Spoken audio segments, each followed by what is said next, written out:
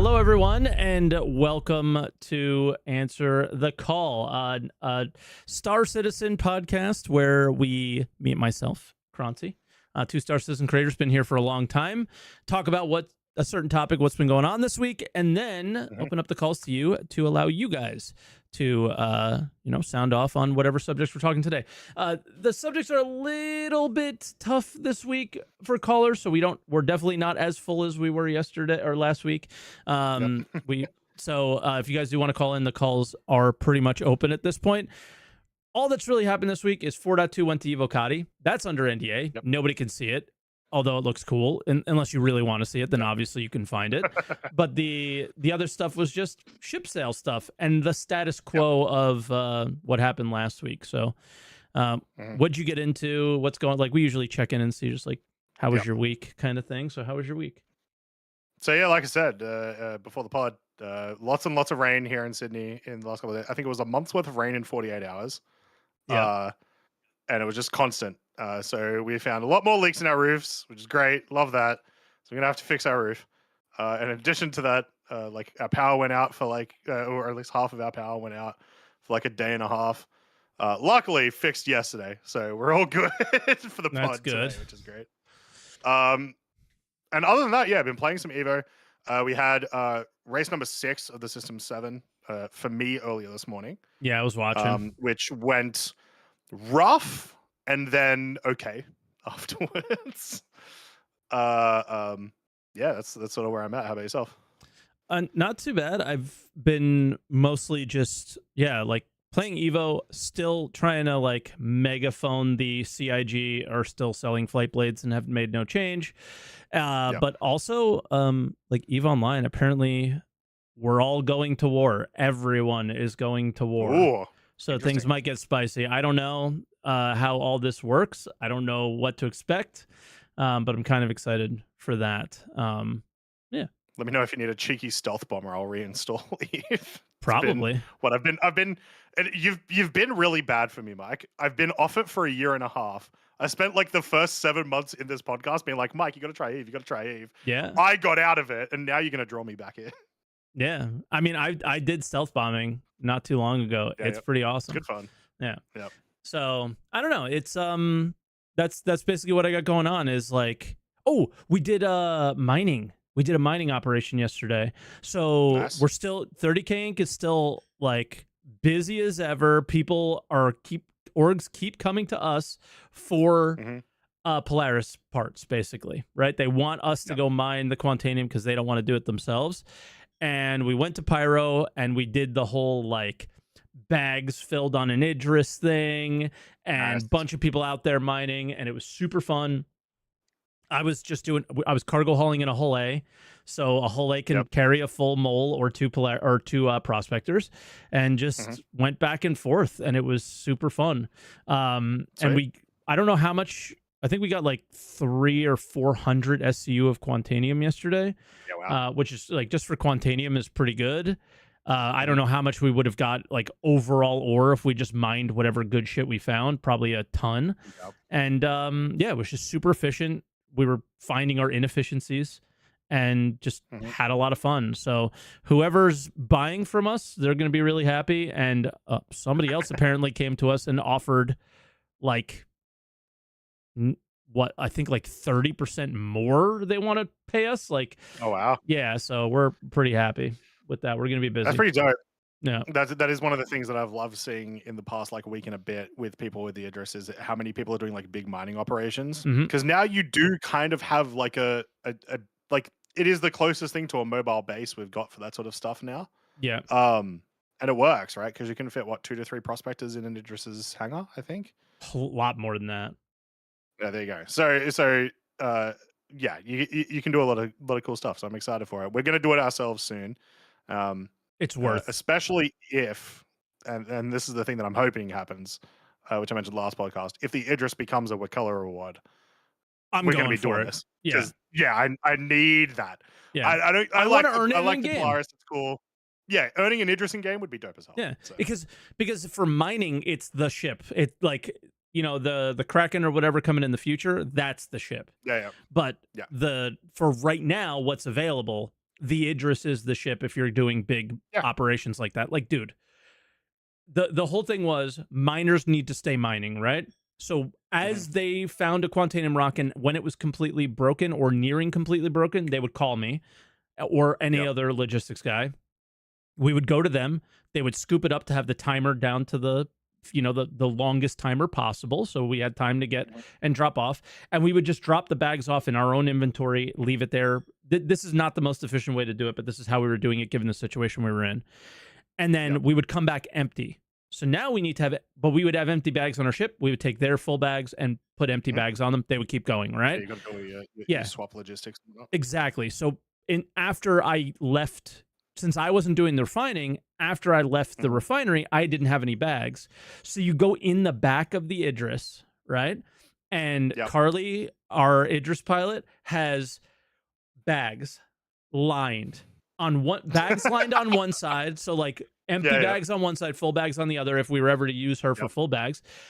Argo atlases in each section, and you would fly through, and there would be one person on one side, one person on another, bags, and it was like was like an F1 pit stop. Yeah. And you would just go, so you would fly through the ship and be out. It was so sick, dude. It was so sick. Cool. And then like you land, like, oh, I need to land and like, go in the med bay, and like it feels like you're on a proper station. It's so cool. So like, anybody who's like flying Idrises now and buying them, like, I get it. I totally understand, right? Like, we're not like, to kind of get on the flight blade thing. It's not about that you're buying something. It's that opportunity is available to you instantly, and you don't have the like insane joy of earning that experience with all of your friends. Like, if there was a way to make that happen in the game and not have it be like the worst grind of all time, like Star Citizen would be such an incredible game, right? So exactly. Just nuts. That sounds like a fantastic time. So it was now so I'm fun. more excited to get this operation underway. But yeah, I guess the big thing that like I said I was doing this week was Evo, which I think is probably the best one to start with. Yeah, for sure. It's also the freshest in my mind because I did it just before just before stream. Yep, I was me too. I was in Evo. We were probably in the same server.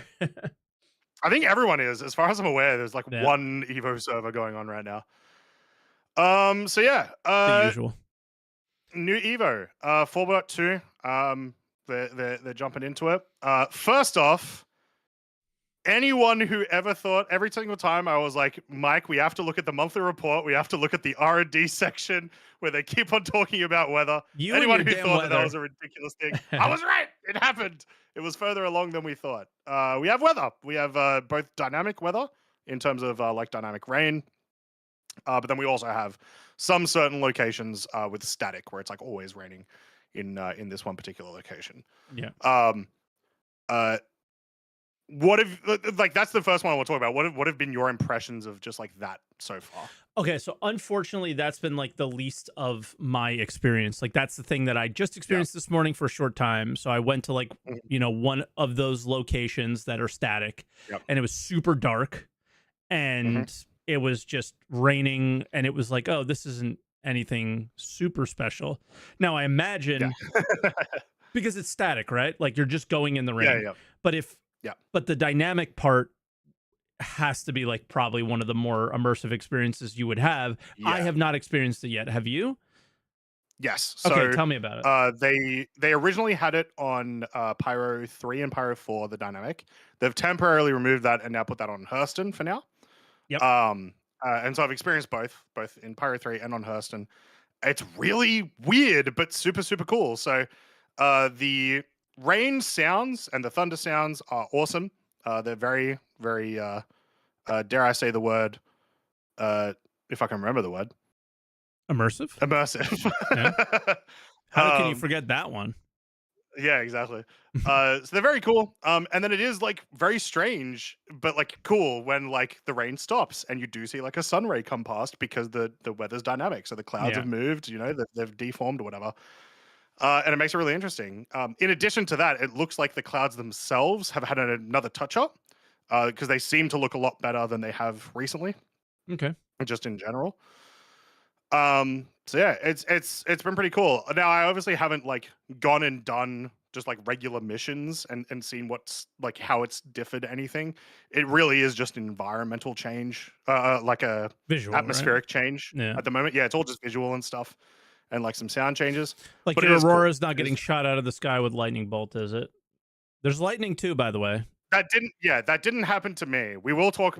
Actually, yeah, I guess the other mechanic that has come along with this, and this is specifically in the static locations at the moment, but I imagine may expand or may go to other static locations, Trying to is see where they some of talk about these it. storms. Yeah, some of these storms that exist will essentially prevent you from flying. So I came into one of the static locations at one point. I saw that my power plant, there was a warning that came up that was saying my power plant was like being overloaded or something. I don't remember the exact phrasing. Distortion And it was giving damage. me yeah, that's right. And it was like giving me a percentage that was going up until I got out of the clouds, and then it started going down. And I did notice when I came in, I looked down and there was just like 30 shipwrecks from from other people who had flown in and obviously had not been able to get out in time. I love that, and the big reason I love that is because right now CIG don't. It's felt like they don't know how they want to, you know, kind of make these areas that you're not allowed to go, like these restricted areas that you're not allowed to go, usually just with ships. I want them to do more ground vehicle stuff. At the moment, these also affect ground vehicles, I believe. Yeah. But I would love it if it didn't. The only thing that don't affect are drive Atlas. around there. Yeah, which I don't think in the game are considered ships or like vehicles through the engine. I think they're considered like creatures or something. I remember there being a thing about that. It's a weird thing. Yeah. But yeah, they're the only thing you can use there, and I wonder why. Yeah. So it's interesting. Yeah. So I wonder, are they trying to sell something here? This not so much. I know. That's why I think this is a good thing. We're gonna say something good about CIG for a moment for a change here. Go ahead, Croncy. I'll let you take it. We will try to avoid story spoilers as much as we can for this Evo patch, because there's a lot of really, I'll talk about it in a second, but really, really cool story stuff is happening in this patch that I'm like, CIG, you're smashing. It's so good. But at one of these locations, you have these Argo Atlas Iktis, which you guys would have heard about. There was the sneak peek a couple of weeks ago where it was an Atlas that had, two machine guns, whatever. Yeah. And they exist at these locations. Yeah. Yeah, exactly. They exist at these locations, and you can get them. Yeah, like they're just in the world. So if you want to use these, you can use these. Like, you do not have to buy them. You get them at these locations. The kicker is you can't get them out of these locations necessarily. It's a little bit more difficult because you get them at a location that you have to ride on a transit to that sends you through the storm that you can't land ships at.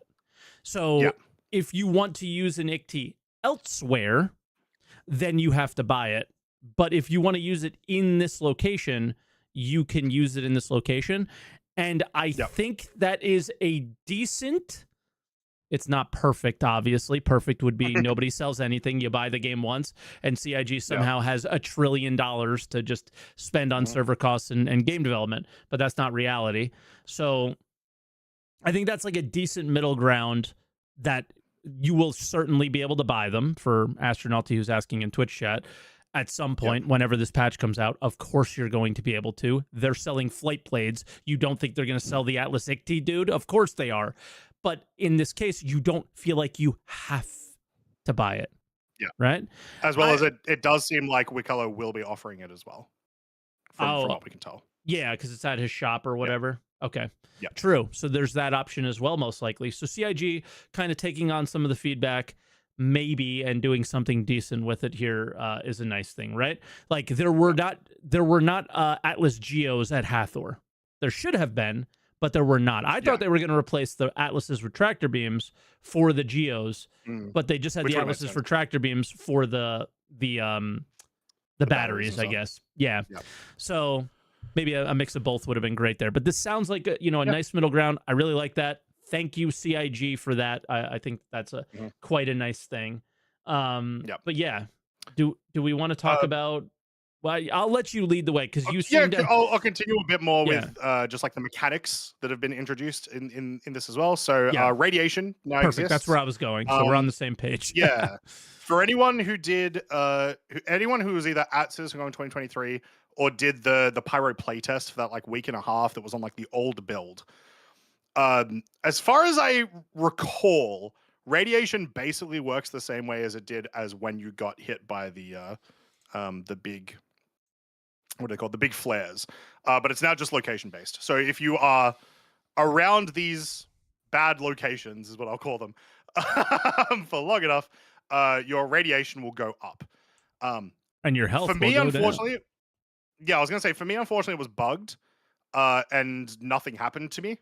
I just saw the radiation meter go up. The only sort of like negative effect that happened to me when I did that was like my Moby glass started glitching out, which is cool. I like that as an effect. Just makes it a bit more, it makes you panic, right? Which is sort of what that should feel like, I guess. And then, I've been hearing from other people that it has been injuring them. And it's been injuries that they can't heal at med beds. And they need to instead make sure they use the like radiation meds that we have. Yeah, this is the 2023 SitCon effects. Still very similar, like the exact same icons that you see and stuff like that. So this is very similar. It's just like one whole big location that does these kind of things. So yeah, it's pretty simple. There's a radiation suit though. So I'm it's big, it's bulky, and it's pretty cool, but the very reminiscent of like the what is that? The Zeus suit.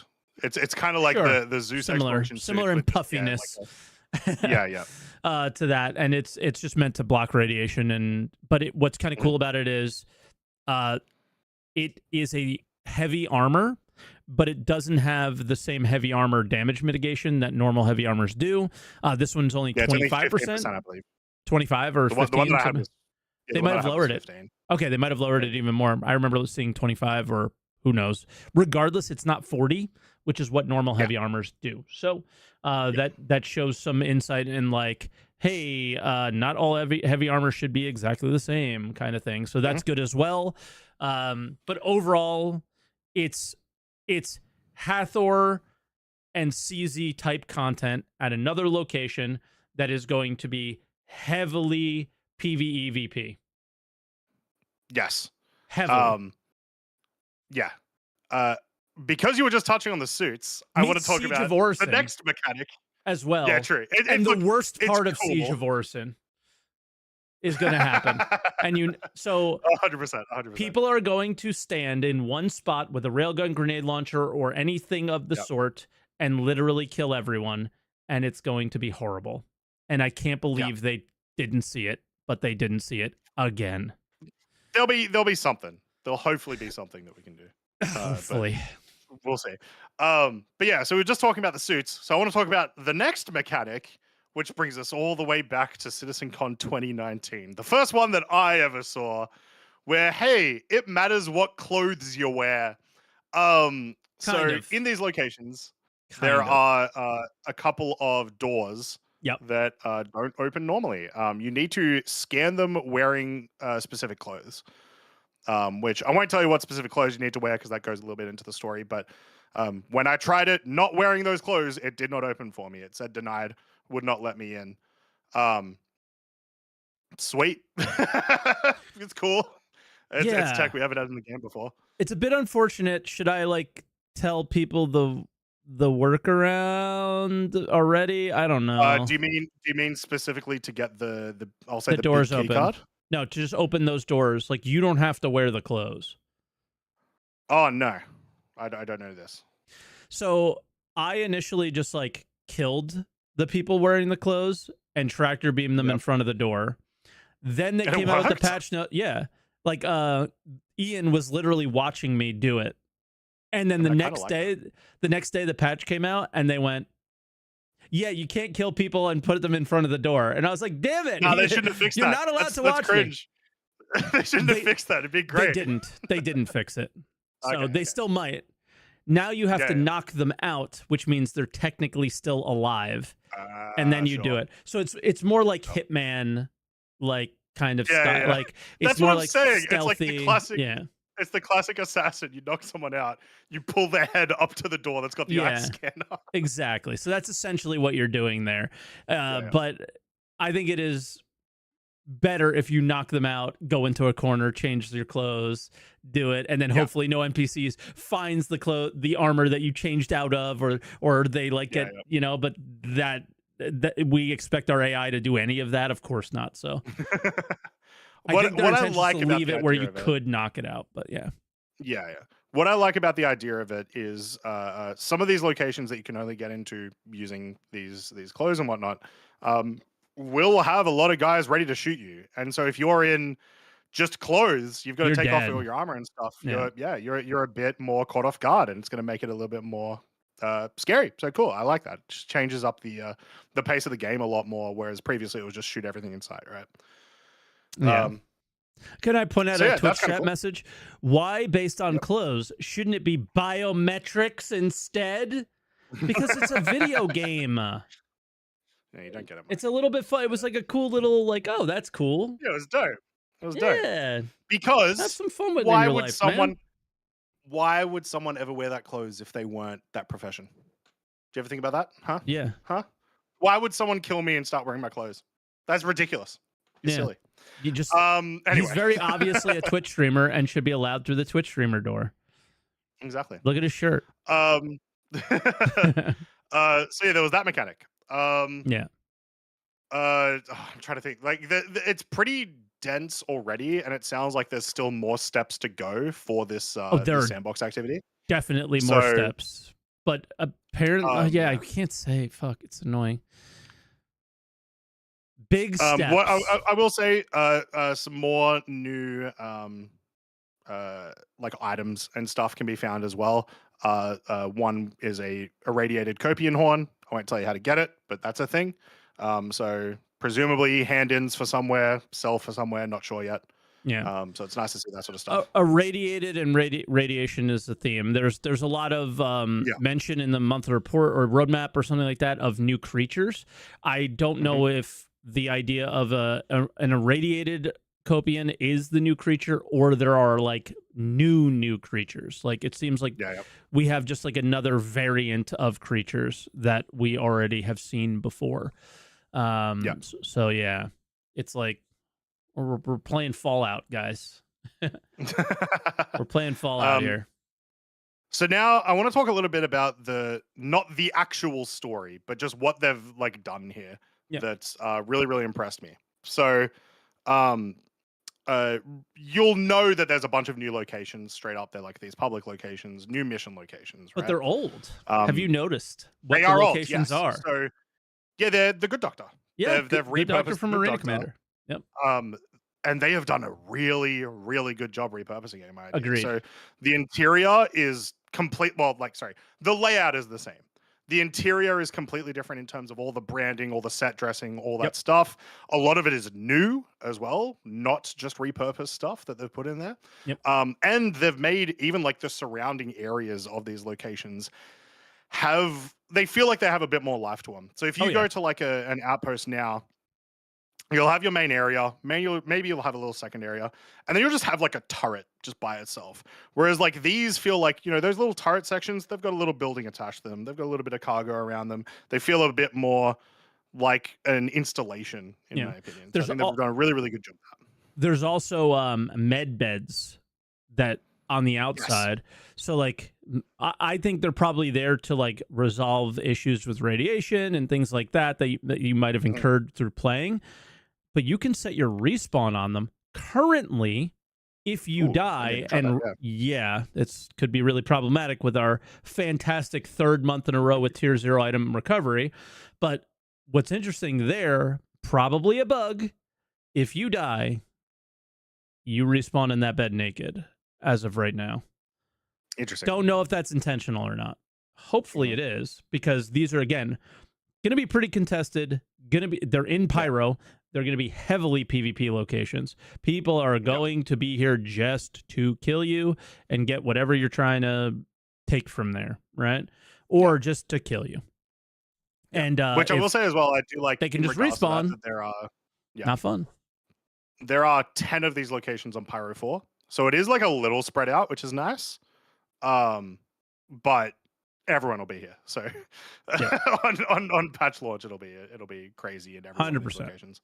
Yeah, they're gonna reshift 7 servers to Pyro, 3 in Stanton again, and how is Hathor gonna work when they do that? I don't know. Yeah, nobody's doing Hathor anyway, so it doesn't matter, I guess. My question for you, Mike: were you able to get a mission to go to one of these locations? Because I heard that they exist, but I just I didn't think they exist because I thought it was a sandbox activity, so I didn't think it. I didn't even bother to look. I'm gonna be honest, I never even looked. At least from what I heard on like in the global chat, is that people were getting missions to go there to do like, you know, an eliminate or a whatever mission. Oh, just like Hathor, right? Yeah, like the location quantum travel is there. Gotcha. Yeah. Yes. But not a mission specifically for this, no? Correct. Yeah, no mission specifically for this. And so once you get there, you then can sort of begin the sandbox. And once again, this is where I want to talk about the sort of story that they've done. The storytelling that they've been doing with this mission, in my opinion, is by far the best they have done for this game ever. Yeah, fantastic. And like vastly, like it's so good. So go ahead. You get storytelling from like the comms that are coming over the like what do you call it, like the intercom or whatever. Yeah. And there's like 20 different lines that they'll say.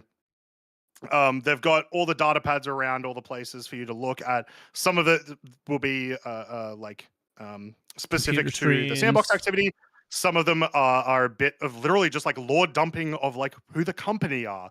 Some of them are like, hey, you know, here are some things that are happening in the universe right now, and it's a bit of lore about that and the connections to it. And it all comes together really, really well. While I was exploring it the first time, I was like, holy shit, like I am understanding the motives of this company and all this sort of stuff, and I'm just running around killing things, I'm honestly just looking for keys, and I'm actually absorbing all this information, which is something that this game has sorely needed for so long. I zoned out for a second in Red Chat. As well. Did you mention the voice comm things, like the like you click on them and they're like audio storylines? Have you seen any of those? Them, but there's that's been the best part. Like again, I came across one, and it was from one person, and then I went to another, and it was from another person, and the person of the first guy that I heard, he walked into the room. This is not spoiling too much. He walked into the room, and in the voice line of the second one that I heard, interacted with her, and creates this like almost like, I don't know what's happening next, but it makes it feel to me like, do I side with her or do I side with him? Like it's creating a moral choice for me based on the story. I don't know if I make gameplay decisions for that, because the game hard stopped, unfortunately. I got locked into a room and we couldn't get out of it. Like the game stopped for me there, and I didn't have enough time to like backspace and try again. But the like, it almost feels like they're going like, are we going this way or are we going that way?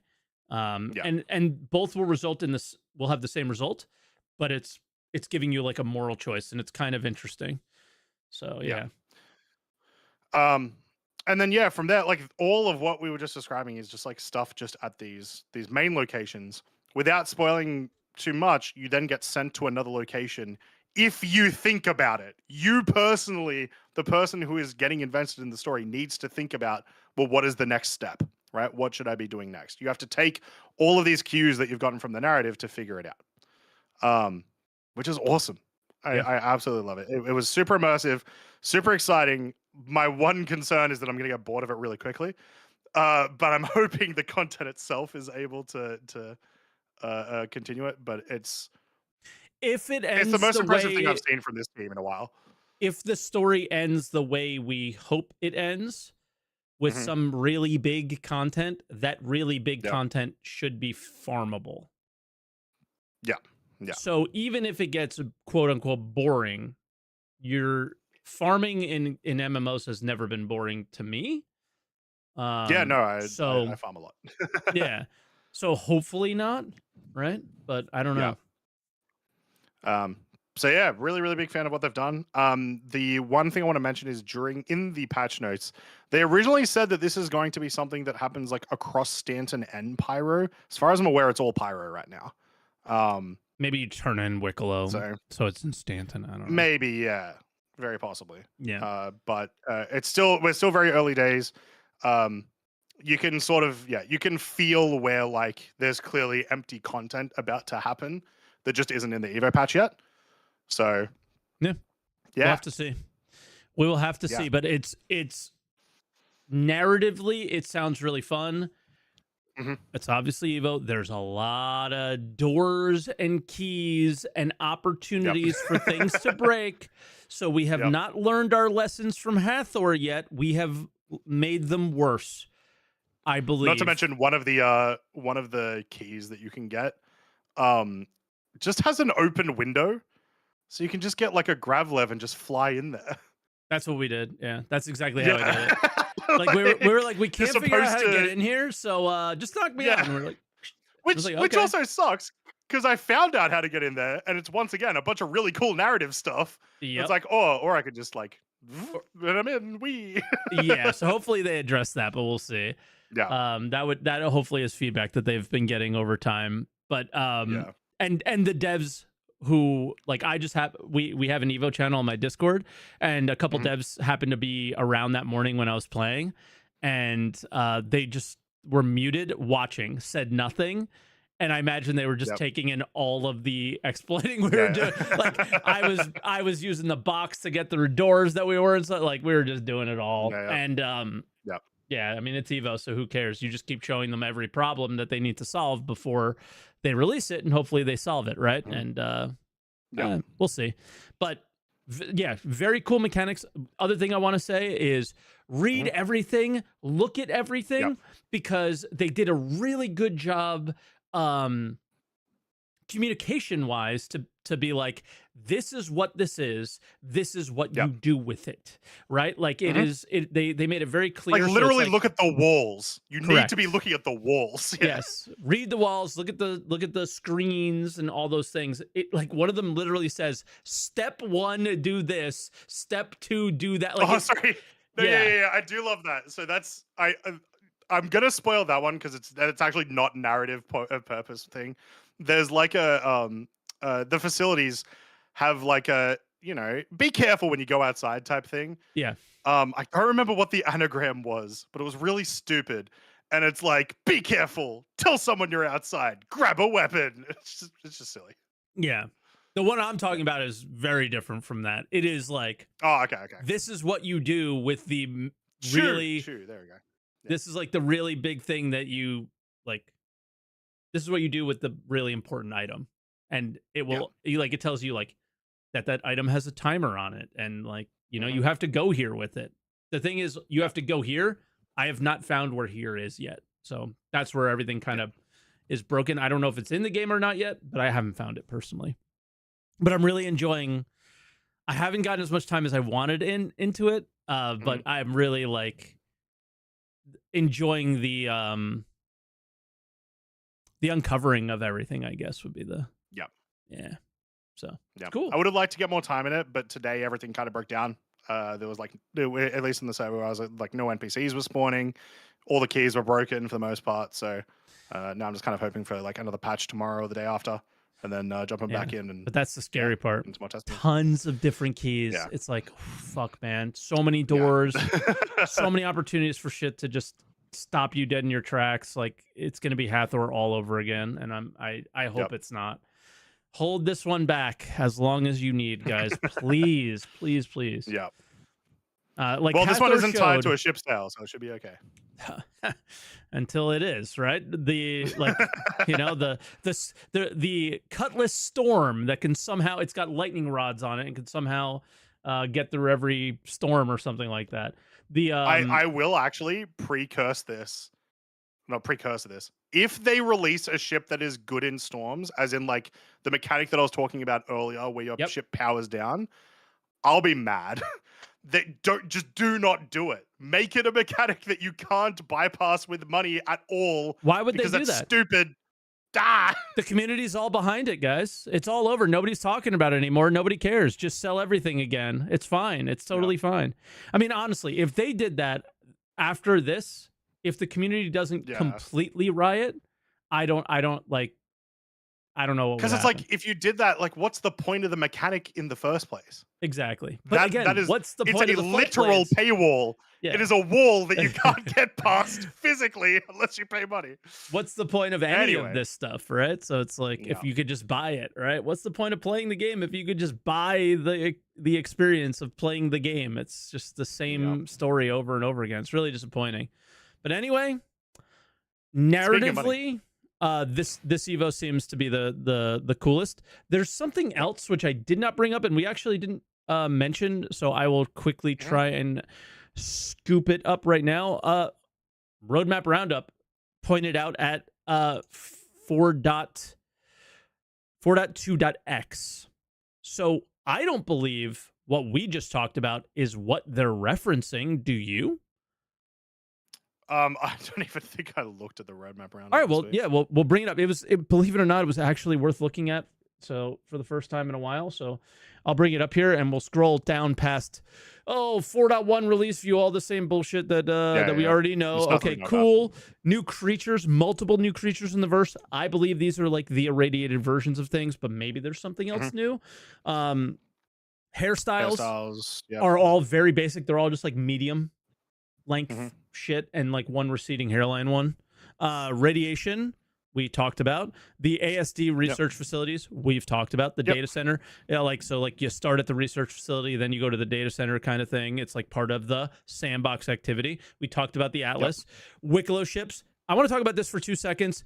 Stop, CIG, this bullshit. I do not want a single Wicklow ship added until you're actually changing how we do this stuff, because the more ships you add in the grades of the ships, the more RNG mechanics there are. And it's like, if you add like 5 more ships to the category of the ship that I'm trying to get, now I have to get 10 times more of the material and then like roll this loot thing. It's really, really like, it makes me like not want to participate in it. I would much rather you expand the amount that I have to gather to be like excessively more to guarantee that I'm getting what I want, right? Like, hey, if you want a Corsair or something, let's say, like, this is what it will cost you. And you just like go there and do that. Like, it's already got a ton of steps. And then the last step is like, roll the dice. Like, what? That's just really frustrating. Wicklow is super awesome. Just change that and it's going to be fantastic. The shotgun I haven't tried yet. Did you? I haven't found it. I haven't seen it. Me neither. I couldn't find it. I haven't heard of anyone seeing it yet. Okay. So it's listed on the not ready for feedback section. So there's that. The suit we've already talked about. So this isn't, again, this is not a spoiler thing. The suit's there. Dynamic rain we talked about. And then we get here. New global event. This is the cross shard event. So that means if you're on an Australian server and I'm on a US server, we may be participating in the same event. Like, somehow. So this is interesting. I assume this how is like they're going about this. I assume this is like supply or die-ish type event, but built upon the feedback that we got from Supply or Die. It sounds like. Hopefully, this one's interesting. So this does not sound like what we were just talking about. What we were just talking about definitely sounds more like the sandbox activity from earlier and the story stuff. This sounds something. Who knows? I imagine this is Regen Crisis based though. But surely it's part of the narrative, but like just not. Just an event based thing. Because it is a .x as well. It won't be next month. We won't see it until at least July, based on their release cadence so far this year. And could be further, obviously. So hopefully this is cool. The cross shard part is the one to point out. Very interesting, of like everybody participating together in some way for something, it sounds like. And the rest of the stuff is like, oh, new combat mission, new armor, who cares? Yeah, cool. Utility armor is the main thing to pick out there because the radiation armor is labeled a utility armor, so this might have some special quality to it. Maybe it's just a radiation armor, and then progress tracker is like worthless. But I just wanted to point out the cross shard part because that's kind of pretty sick. Pretty sick. Yeah. Where were we going after this before I stopped you? My apologies. Oh, so I said, speaking of money, a bunch of ships came out this week. It's Invictus. Does everyone remember it's Invictus? Who cares? I do to some extent. I know, some of the stuff is cool. do too. Some of the stuff I care a lot less. Which one do you want to start with? I really like I like the idea of the Guardian. I just don't think it fits like any meta where I would want to use it. In anything, like there's just other ships that are better for what it can do in every category, but it's so cool looking. So like that's what I was gonna say. So I'm a bit of a Mirai fanboy. Once again, contractually obligated to like Mirai. The Guardian MX looks so much better than the regular Guardian. Like it's not even close. The wings just look better. Way cooler. I do really enjoy it as well. The 4x4s, just because I love chucking some Gatlings on there and going real hard. Yeah, it's cool. It doesn't replace the Guardian for me. It definitely is just another option. It replaces it for me. Like I would not use the regular Guardian anymore. I don't think. Interesting. Yeah, 4x4s is just more satisfying.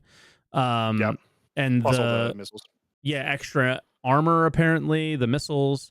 Like it just seems just better in that standpoint, and like I think they did the paints better with this than anything I've seen. Yeah, like come on, that paint is so good.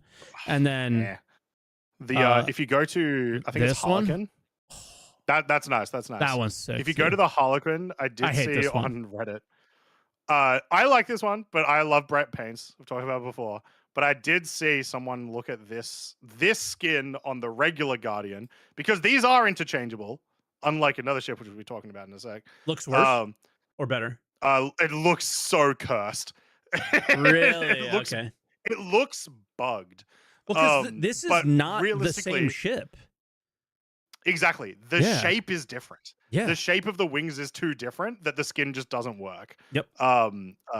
Which is a little funny. But I am glad at least that the skins are interchangeable between the two. Yeah. So I like it. Not bad. Like I said, it's not going to replace the Guardian for me. I'll use both of them interchangeably whenever I feel like it, really. But you can guarantee there's going to be ballistics on them regardless. Yeah. I just like the idea of more guns, the better. That's just how I've always been. I never liked the idea of like bigger guns, but less of them for whatever reason. Yep. Ooh. Power. So because I was talking about the skins. Oh. Yeah. So hopefully I'll still be here. I'm battery back up for a few minutes. We've been getting a lot of little blips lately. Yeah. So because we were just talking about the skins, I think we talk about the Asgard next. Okay. So, Anvil Asgard came out. It is. Regardless of what CRG say, it is a Valkyrie variant, just straight up. It's the Valkyrie Mark II is what I called it. I don't call it the Mark II because I do think that they're both different enough, but the regular Valkyrie is still missing a lot of gameplay. Yeah. And like that sucks. But there's so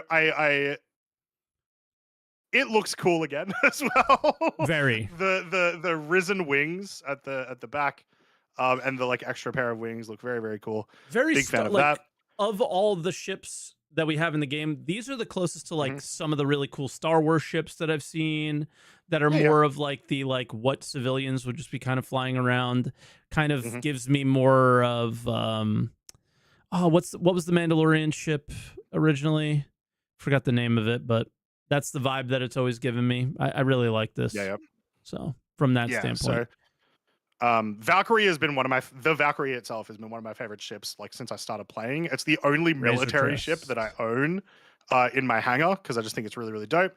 So I am a fan of the Asgard. I don't think I'll be grabbing it myself. I like the interior. I've always liked the interior of both of these. Yeah. Like the big back, and then you have that like multi-level thing that you just look at. It's always been a very nice interior. And again, like what separates Star Citizen from literally any other game I've ever played is, the walking in and out of your ship. And if the walking in your ship is a satisfying and enjoyable experience, then, that obviously gives it a bonus, right, for me. So like I'm with you. I love the ship visually, but I just don't see a need for it. But yes, feature-wise, some of the things I am a big fan of that they did. We finally have a ship's like smaller than the C2 that can carry a tonk. Awesome. That's been a long time coming. So yeah, very happy to see that, so people can actually use that.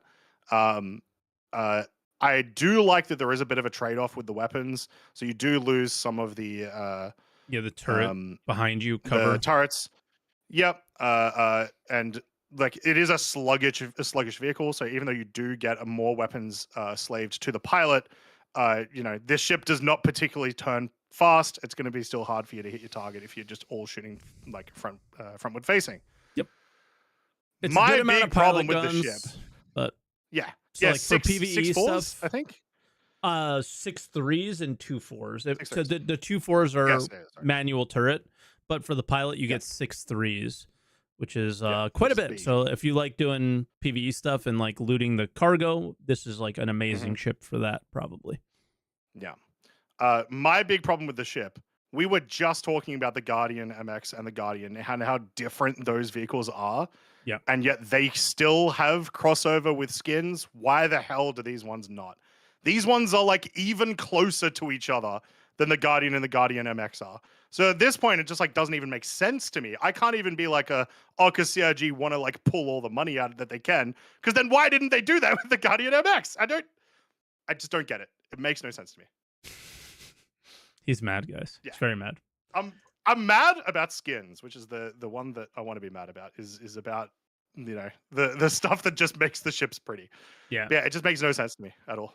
I had to break you for a tiny second there. You were on full screen and it was all messed up. But yeah, the skin stuff it gets really weird when they do stuff like this. Like I totally get having an individual skin now for individual ships. I never liked that idea initially, but again, I want them to make a lot of money via cosmetics. So if you break everything out and kind of make people need or feel the need to buy I got to buy one for my Gladius and I got to buy one for the this and that. I'm sort of okay with that. But yeah, when it comes to these, it gets really weird because it's like, dude, it's like the same exact layout. Like, what are we doing here? But yeah, so they did give the copper paint with this too, which was like a very popular paint on the Valkyrie. So. Well, yeah, so the Valkyrie Liberator, which I don't remember the only way you can get it because I got gifted it by a great friend. Sitcon. I think it was Sitcon 2017 or 2018, something like that. Yeah. Yeah. I will say we looked at the two paints next to each other. They're very different. Like the gradient is very different. The shininess is very different. People will still probably confuse one for the other, but as an owner of a Valkyrie Liberator, I don't care as much about that. I just would rather be able to move skins between the two ships regardless. Yeah. So for sure. That's the Asgard. Yeah, I'm trying to think of what else kind of happened. So we also got the TAC. The TAC got released. I had an opportunity to play around with it today. Really fun, actually. We did a bunch of FPS missions with it, and the side turrets that it has that like you able to take out turrets like below you really easily. Nice. Yeah, they point at the ground because they're supposed to be like sort of anti-infantry, and it felt like it because you can't hit anything that's not below you most of the time. But it was cool. It was very interesting to actually use. We went to a couple of missions in Pyro where about half the enemies are outside, half the enemies are inside. So we got in the turrets, we cleared the ones on the outside. We dropped someone out, which you can also just do with the little drop sections that it has in the center. And then they ran inside and cleared it out. So it was pretty interesting content. That proper content still doesn't really exist. There isn't like missions designed for that necessarily. But maybe this would be a great vehicle for it. Yeah, maybe if AI start using ground vehicles, then it might make sense. Yeah, 100%, right? Yeah. Or we get more of these like storm locations where maybe in some areas you have to use the ship and then get out and go further. But yeah, there's not much to say about it because they've talked about this ship to death for the last 9 months since CitizenCon. Yeah, but pretty cool. Once again, not a ship I would buy, but maybe I'll pay UEC for it at some point. As somebody who absolutely loves the Starlancer Max, I'm surprised at how little I give a shit about this one. Interesting, yeah. Yeah, I love it for its cargo capacity. So like you take the cargo capacity away and the ship has no excitement for me because it's just like it's kind of ugly and all that. Yeah. So yeah. It was always about the cargo. Yeah, no, fair enough.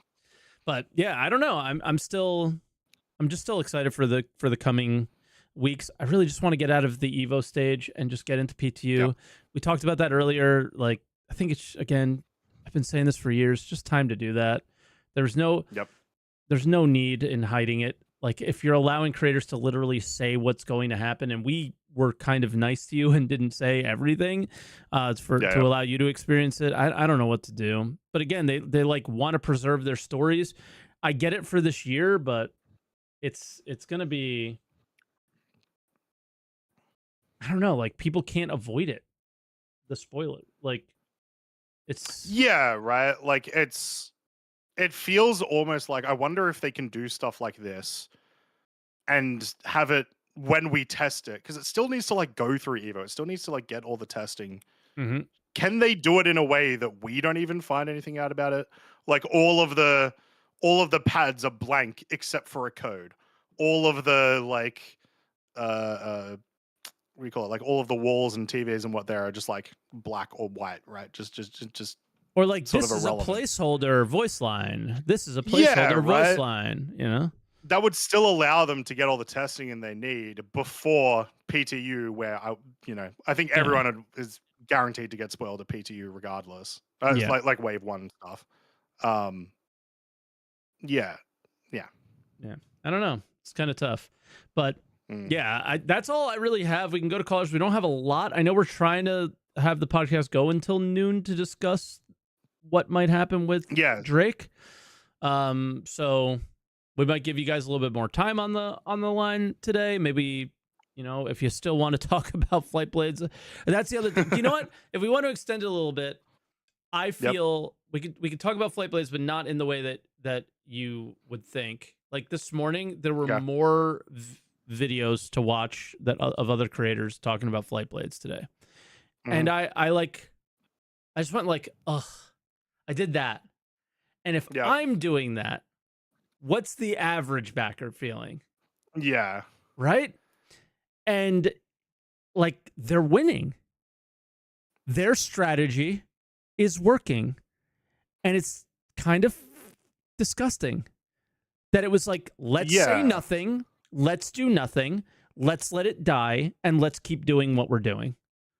Yeah. And that's kind of the theme of, like, if we want to talk about what happened this week, the fact that nothing happened this week is the news. And that's pretty screwed up. Like, let's not forget the original post, ton of hate. The retraction post got an equal amount of hate. And we did nothing with that feedback. Nothing. Except for saying nothing. I will say I don't think the reaction post got an equal amount of hate, because the amount of people that I've heard who have treated it as like essentially not what it is, but the amount of people who have treated it as like they've backtracked, they've addressed it, whatever. That's fair. When they haven't.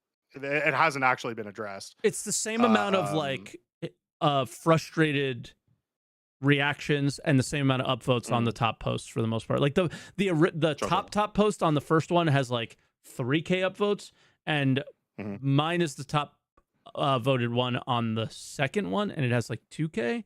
So yeah, I guess it's not the same amount, but it's still a significant amount.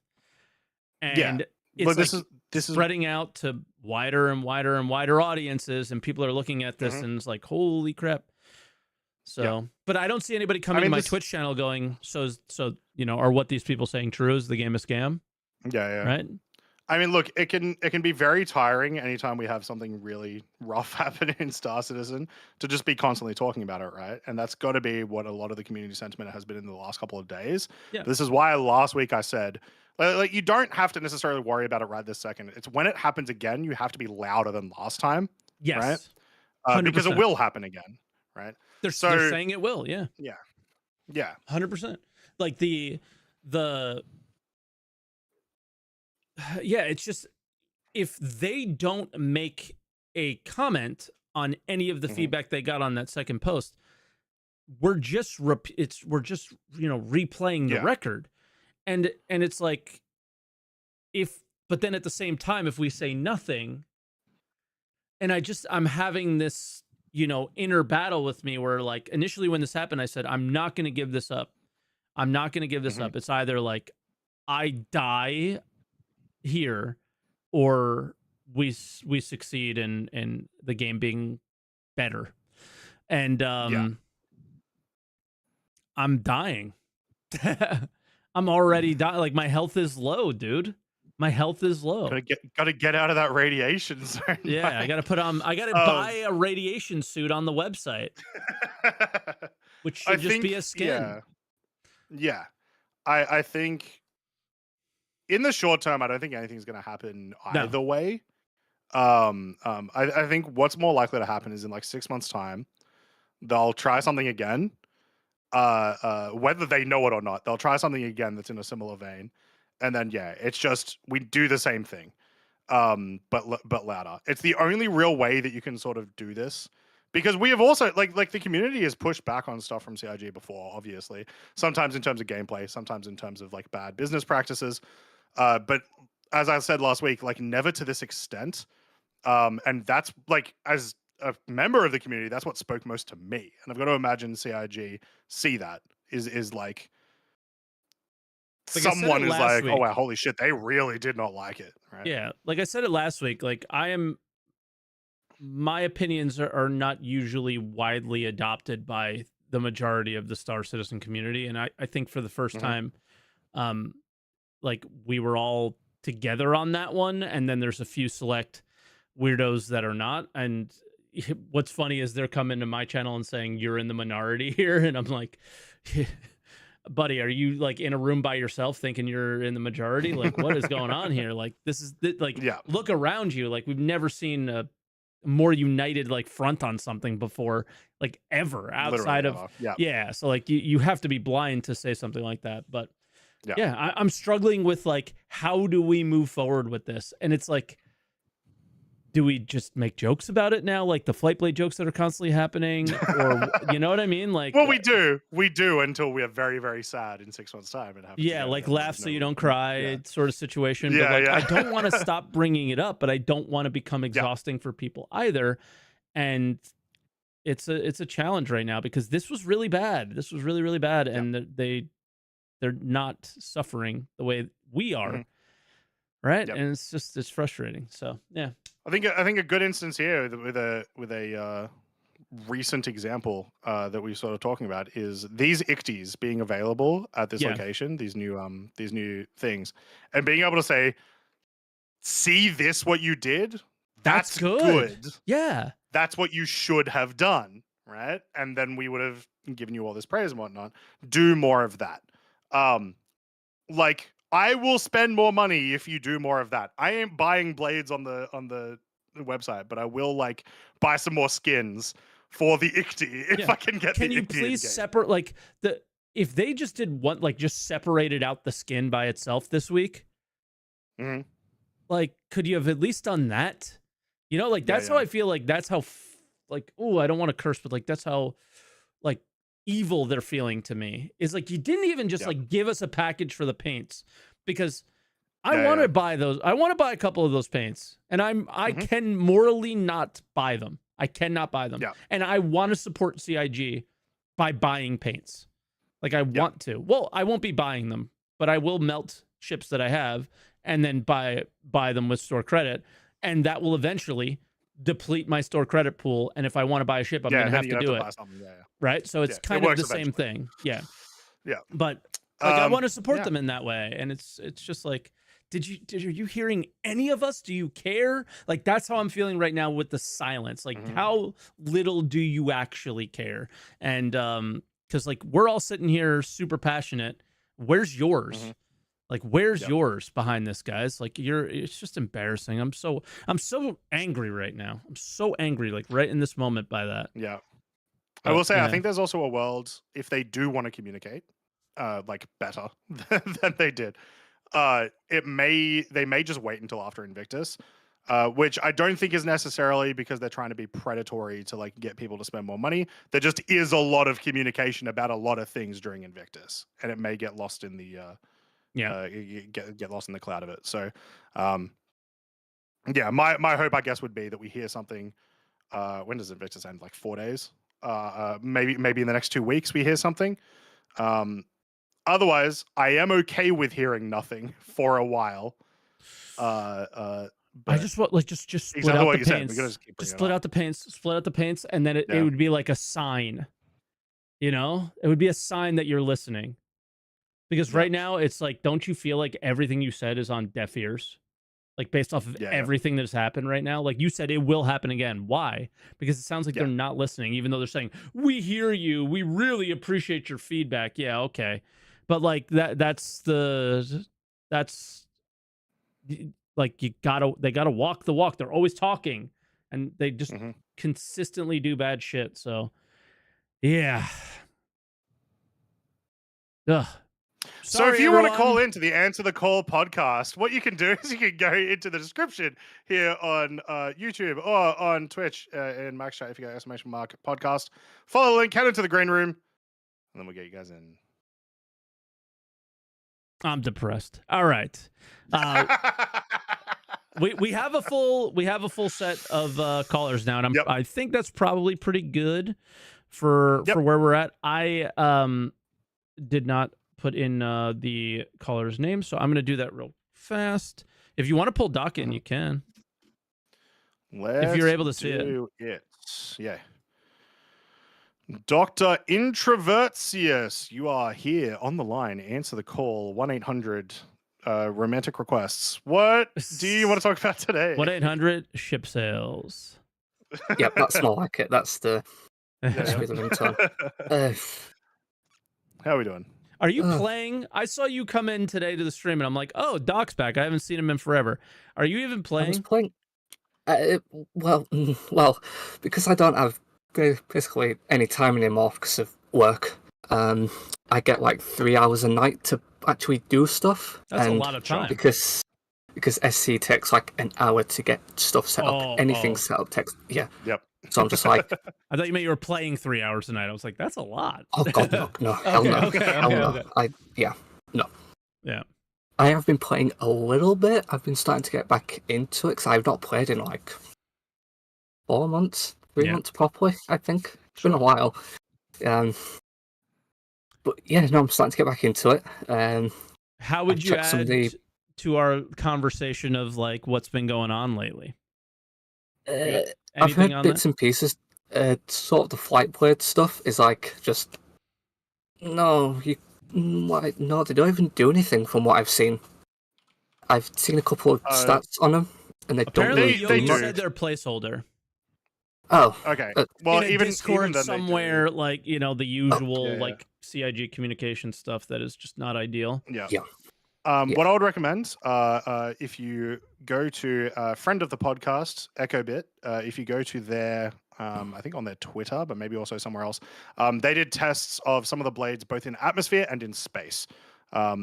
In space, it's very obvious the differences. You'll get like a full like 25% faster acceleration to your max speed and that sort of stuff. In atmosphere, less so. Okay, I mean, I could see the improvements, but they didn't have to sell them. I mean, this is CIG we're talking about. They'll sell literally anything they can get their hands on at this point. Yeah. I'm surprised they didn't sell like the worms that you find in the vents and CZs that you can eat, right? Like, yeah. Yeah. I mean, they'll sell literally anything that I can think of. I mean, they'll sell anything. Yeah. Other than that, the ship sales have been quite I mean, sort of the Idris wave sales have been sort of. Oh, we didn't talk about that. I feel sorry for some of those guys. That they're like that they're opening up like significantly more Idris sales. That could be a thing, like due to our feedback as well, where they're like, all right, well, we intended to make this much money during this Invictus, and if the flight blades aren't selling that well, or the community is like very angry about it, we'll just sell more pictures, you know, like, or have some more Idrises. slop you can buy. Yeah. Yeah. So like maybe that's what's going on, but also on top of that, like, you know, they're selling out in literal seconds. So yeah, people who actually want them aren't able to get them, and exactly. Like even if they are selling a ton of them, so many people I've heard from still can't get one.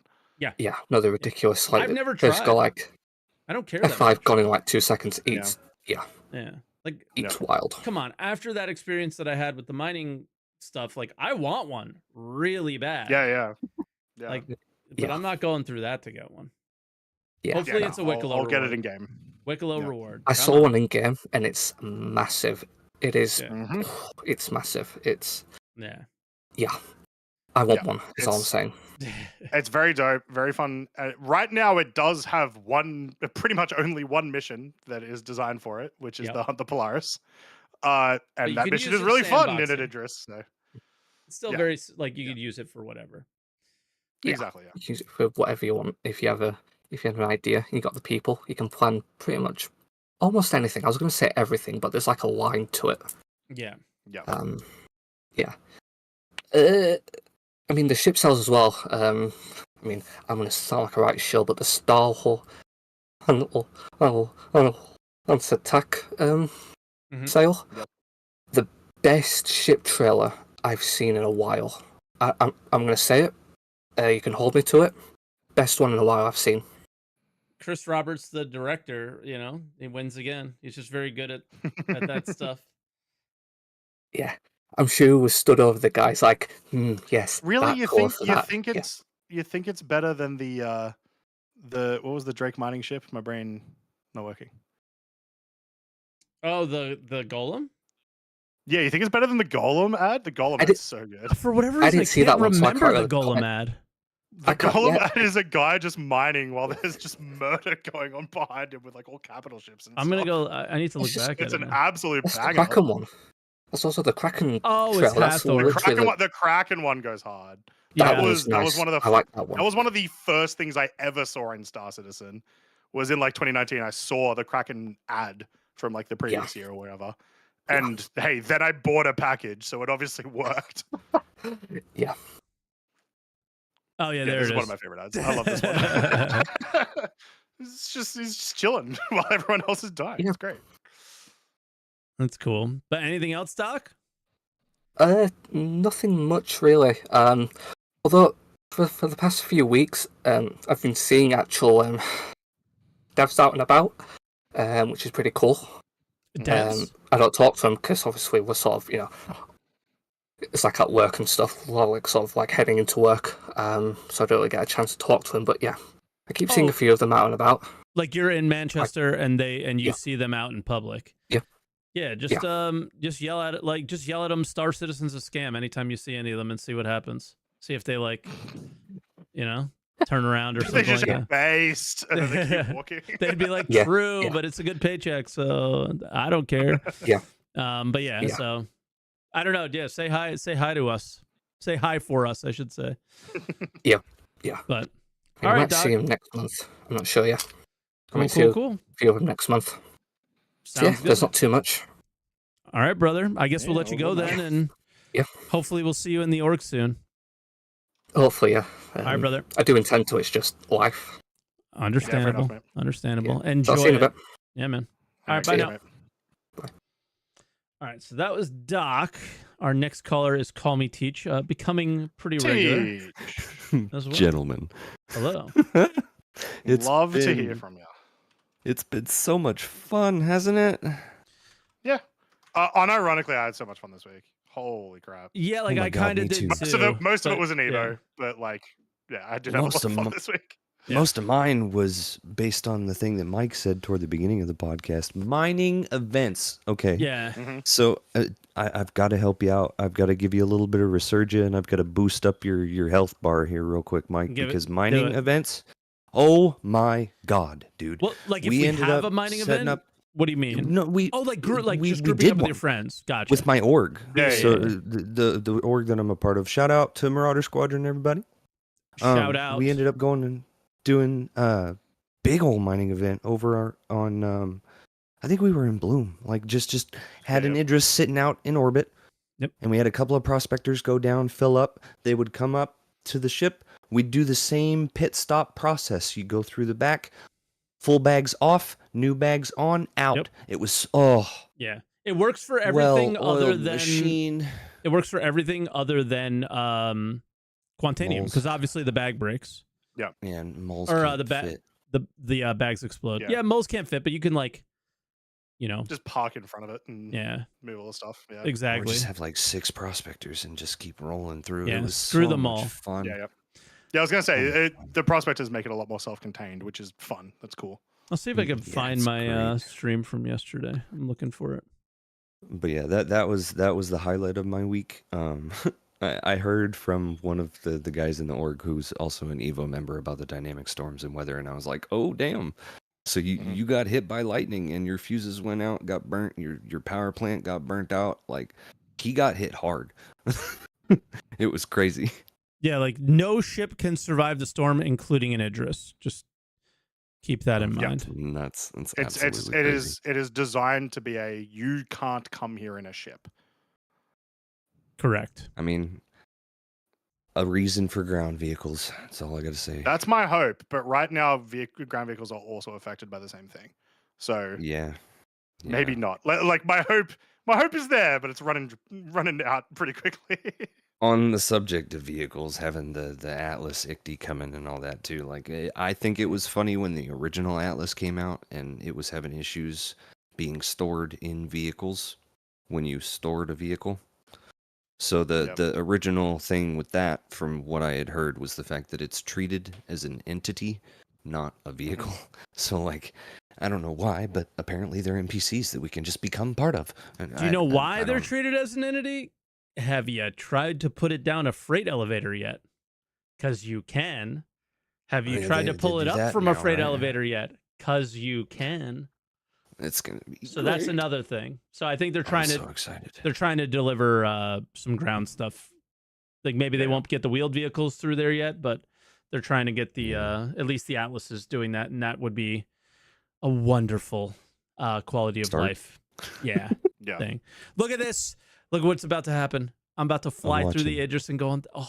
And look, like, see what I mean? Like, she's got the Atlases like in the lights spots and everything. Like, it's just so ridiculous. That's dope. That's so in sick. the midst of while we're watching that, I do want to make a comment about blades for a second, because I'm going to have a different take. I agreed with Mike on the fact that I use store credit for mine. I'm not putting in money toward that. Screw that. Like, bad. But I got the MPUV blades because I liked the paint and I thought that it was cool that you spend. You trying to join Foxy's org? What's going on? No. But here's my thing. Okay, so you spend $10 for that, and you get 6 blades in a paint versus the $18 for a Gladius one, and you just get the 2 blades for that. What a great deal! Or we can just get the blades in game. Yeah, or you can just I agree.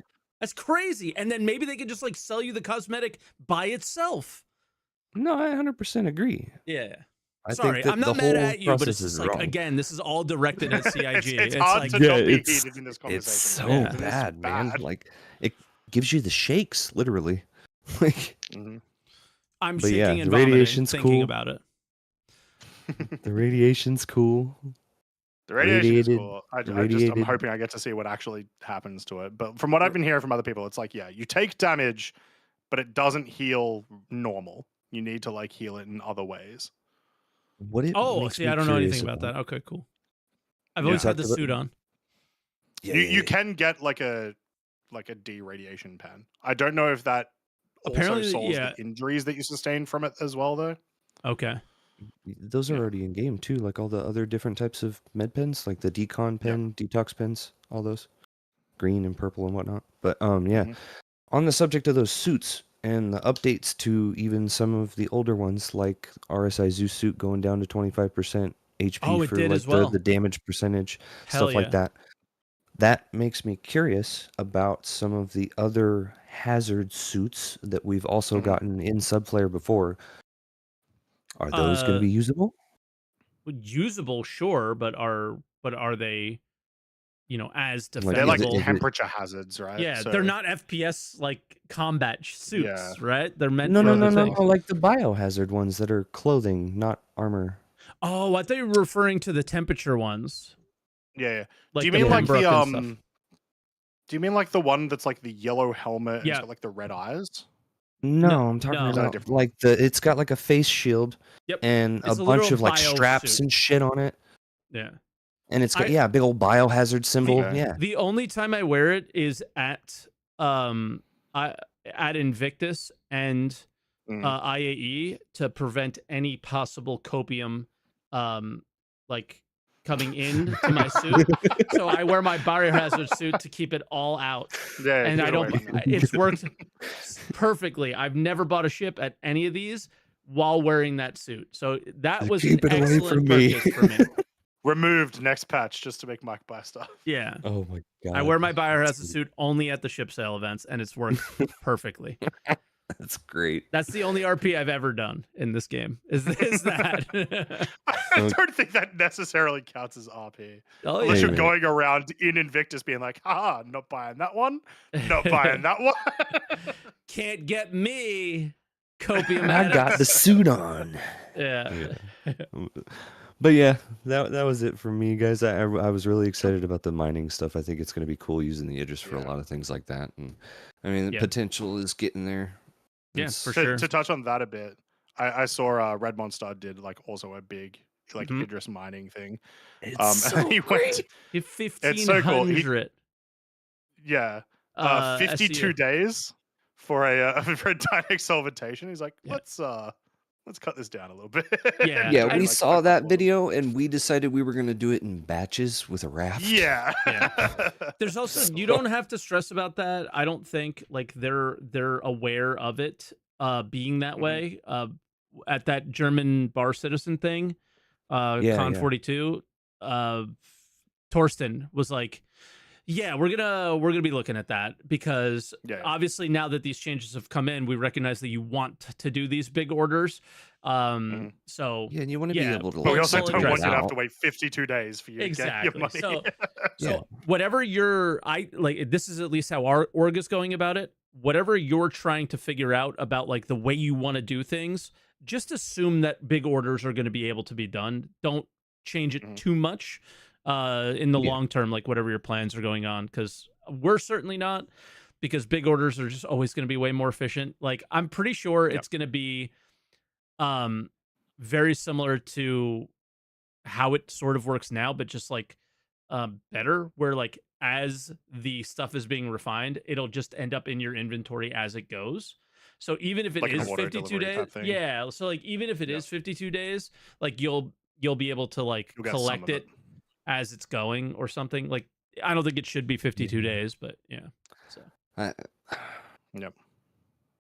not going to throw the hopium that just came to my head in here, but go for it.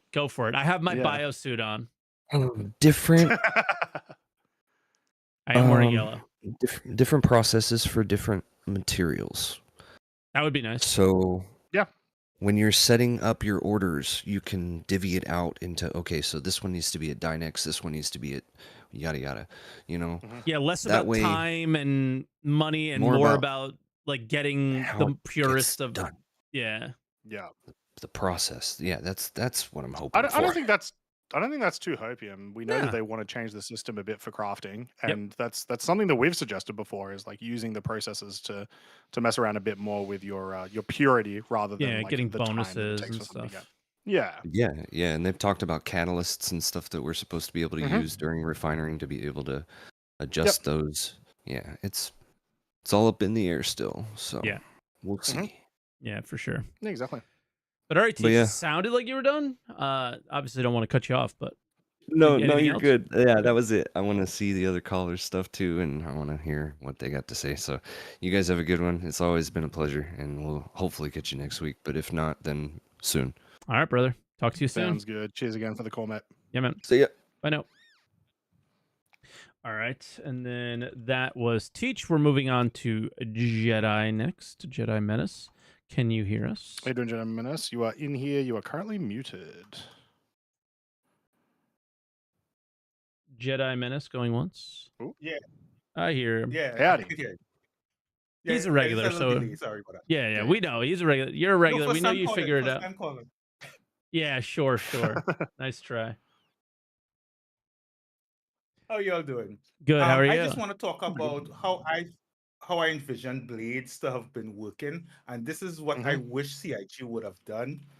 I understand they're trying to make money, so they're selling it on the shop, but they shouldn't have bundled it with the skins. Yeah. And I'll say that is one of the problems with it, but yes. Yeah. Big one. Right? Because one of the things I see was blades could have been a good form of money sink in the game. Yes. Right? Yeah, or You need time money or sinks whatever. for the economy. Yeah. Right? So one, it wouldn't be covered by warranty, any class of warranty, level of warranty. So if your ship get destroyed or whatever, you have to Uh-oh, we might have lost them. and the blades would be one of those things. So when you ship, hello? Yeah, hold on. Hello? Yeah, you dropped out for out when you talk about what you were saying. Yeah, so we want you to go back to where you were. It just cut out for a second. But before we do that, it gives me a good opportunity to jump in. Unfortunately, like the like not covered under warranty thing isn't true. Like, this is one of the worst parts about the insurance that they showed us at CitizenCon. If you have a warranty on your ship and you buy the level 3 insurance, you get everything back. Everything. Yeah. So I understand what you're saying, but as I said, it would be good to have some exceptions. So even with the tier 3 warranty that covers not just components but little additions you put on the ship, blades would be excluded in that list. So that if your ship get destroyed, you have to replace the blade. So that would be a form of a money thing. Like rigs in Eve, I guess, Croncy, right? So the blades also can't be repaired. So while you're in combat and it takes damage, you will eventually have to replace it. Yeah. Right? Now, if it could be crafted or not, that could be determined later on. But if you loot the blades, I mean, it could be partially damaged, so it may not last as long as a new blade and stuff like that. And so when you're buying it in the in-game shop, instead of having it ship specific, because I find that makes the whole thing a little cluttersome and thing, split it by both manufacturer and size. So all the Crusader small ships could use this blade. If you want to use it in multiple ships, you have to either take it out of one and put it together or buy multiple of them. Instead of having to have one specifically for this ship and one specifically for that ship. I mean, even at least if you're going to go by ship, I have all the variants covered, because I don't see the purpose of having a separate one for the C8X and C8R. Yeah, it's silly. That makes no sense. I agree on that. The thing that I struggle with a little bit is like this is just like another component, and it's acting entirely differently than a power plant. It's a bit odd. And you're also, again, we can't ignore the fact that like this is just maneuverability and speed blades. And they said they have intentions of making more. Yeah. And so now there are 200 plus ships in the game, and now you have to have an individual blade for each of them. We're talking about adding potentially thousands of new items to the game, and then across the entire game world, amongst all the players, potentially millions of items in the game.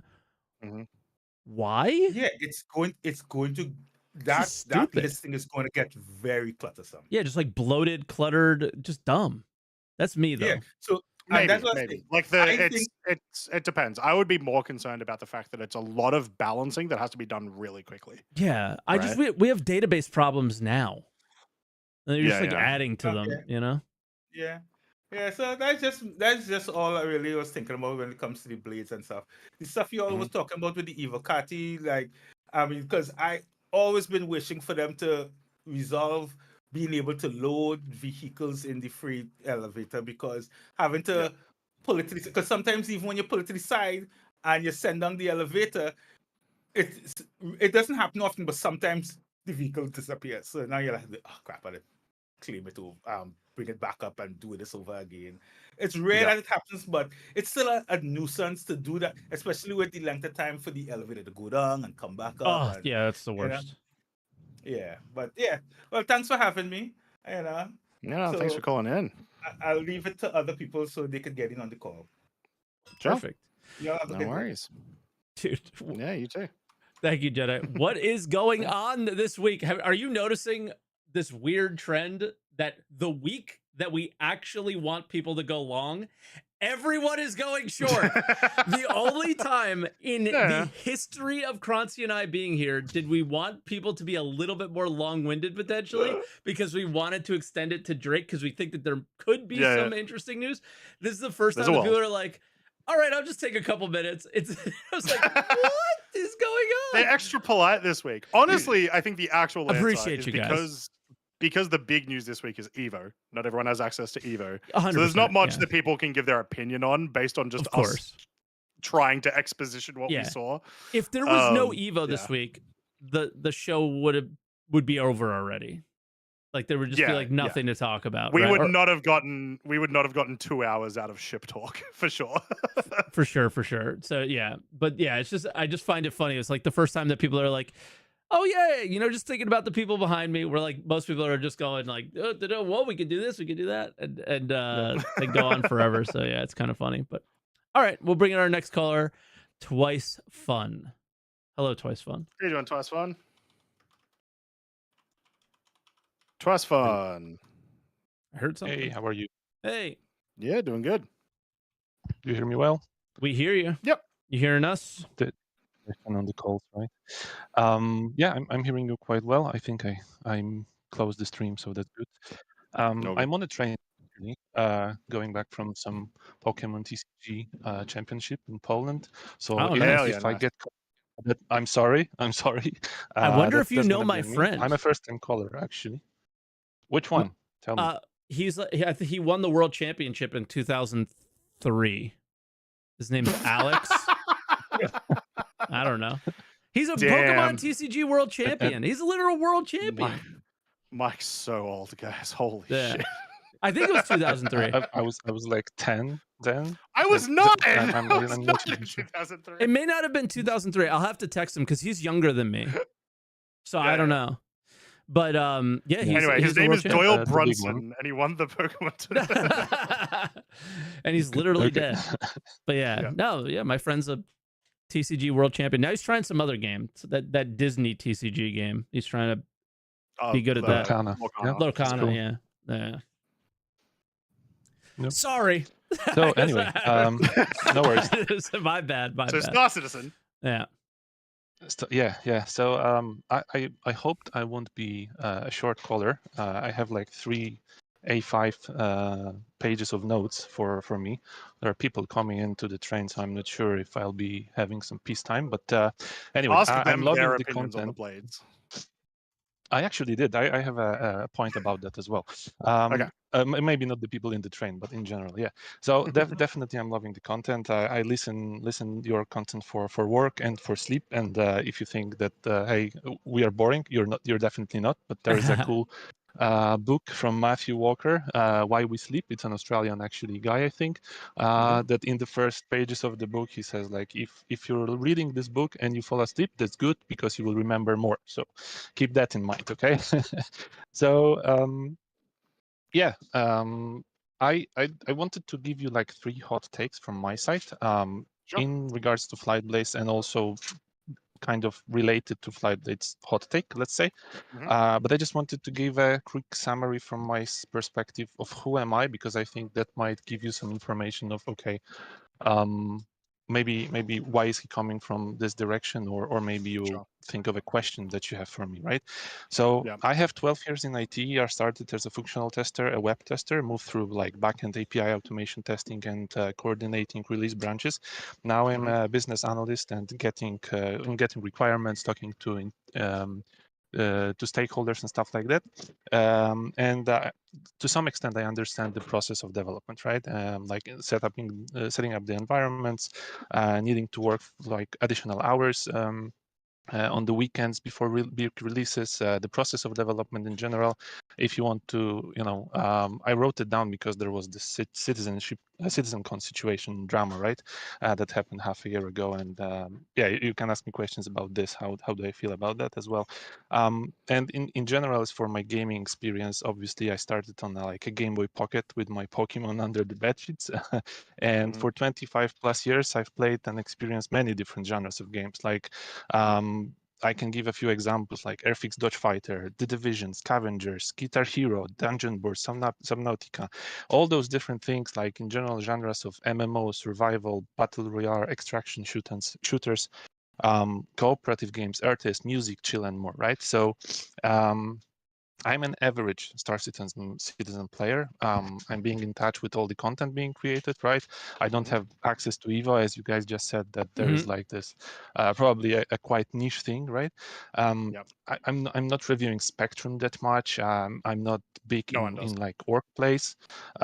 So yeah, I started in 2022, like 3 years ago, with an Avenger Titan, and but I heard about the project in like 2015, 16, something like that, from my friend and colleague at work. So I have a few ships, nothing bigger than like $150 or even less. I think the C1 is the biggest one I have. And obviously all my takes are subjective, right? We have some information that we gather and we process them in our minds, and then this is what we think about it. So now going to the hot takes, I will maybe present all those three at once and then go deeply into it. So first of all, you're gonna love this one. Flight blades are not that different from some battle passes. Okay. I haven't played too many games with battle passes, to be honest, because I fucking hate them. I think they're quite different from battle passes, because the concept of a battle pass is you play the game and you unlock things, right? And it costs. In some ways. I'll explain it in a moment. Okay, sure. Yeah. Sure. Yeah. So the other one is like the design flows are not. Design flows are more fear-inducing than bugs or pledge store decisions. That's the second one. And the third one on my side is like feeling of progress is more important than gameplay or features. Yes, it is the gameplay. I think that last one's less of a hot take. Yeah. Exactly. Yeah. That's it. So in terms of flight blades, I'm comparing this to battle buses. That was the first thing that came into my mind that when I was reviewing this topic, is that, for example, in Call of Duty, you have those battle passes with some skins at certain points, and if you don't pay the premium one, then you don't get those skins. You get only the free items, right?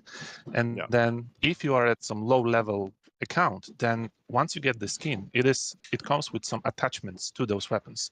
So you could say that if you pay for the battle pass and you progress in that game, you basically have an advantage over the people that are on the same level but didn't buy the premium battle pass, right? Of course.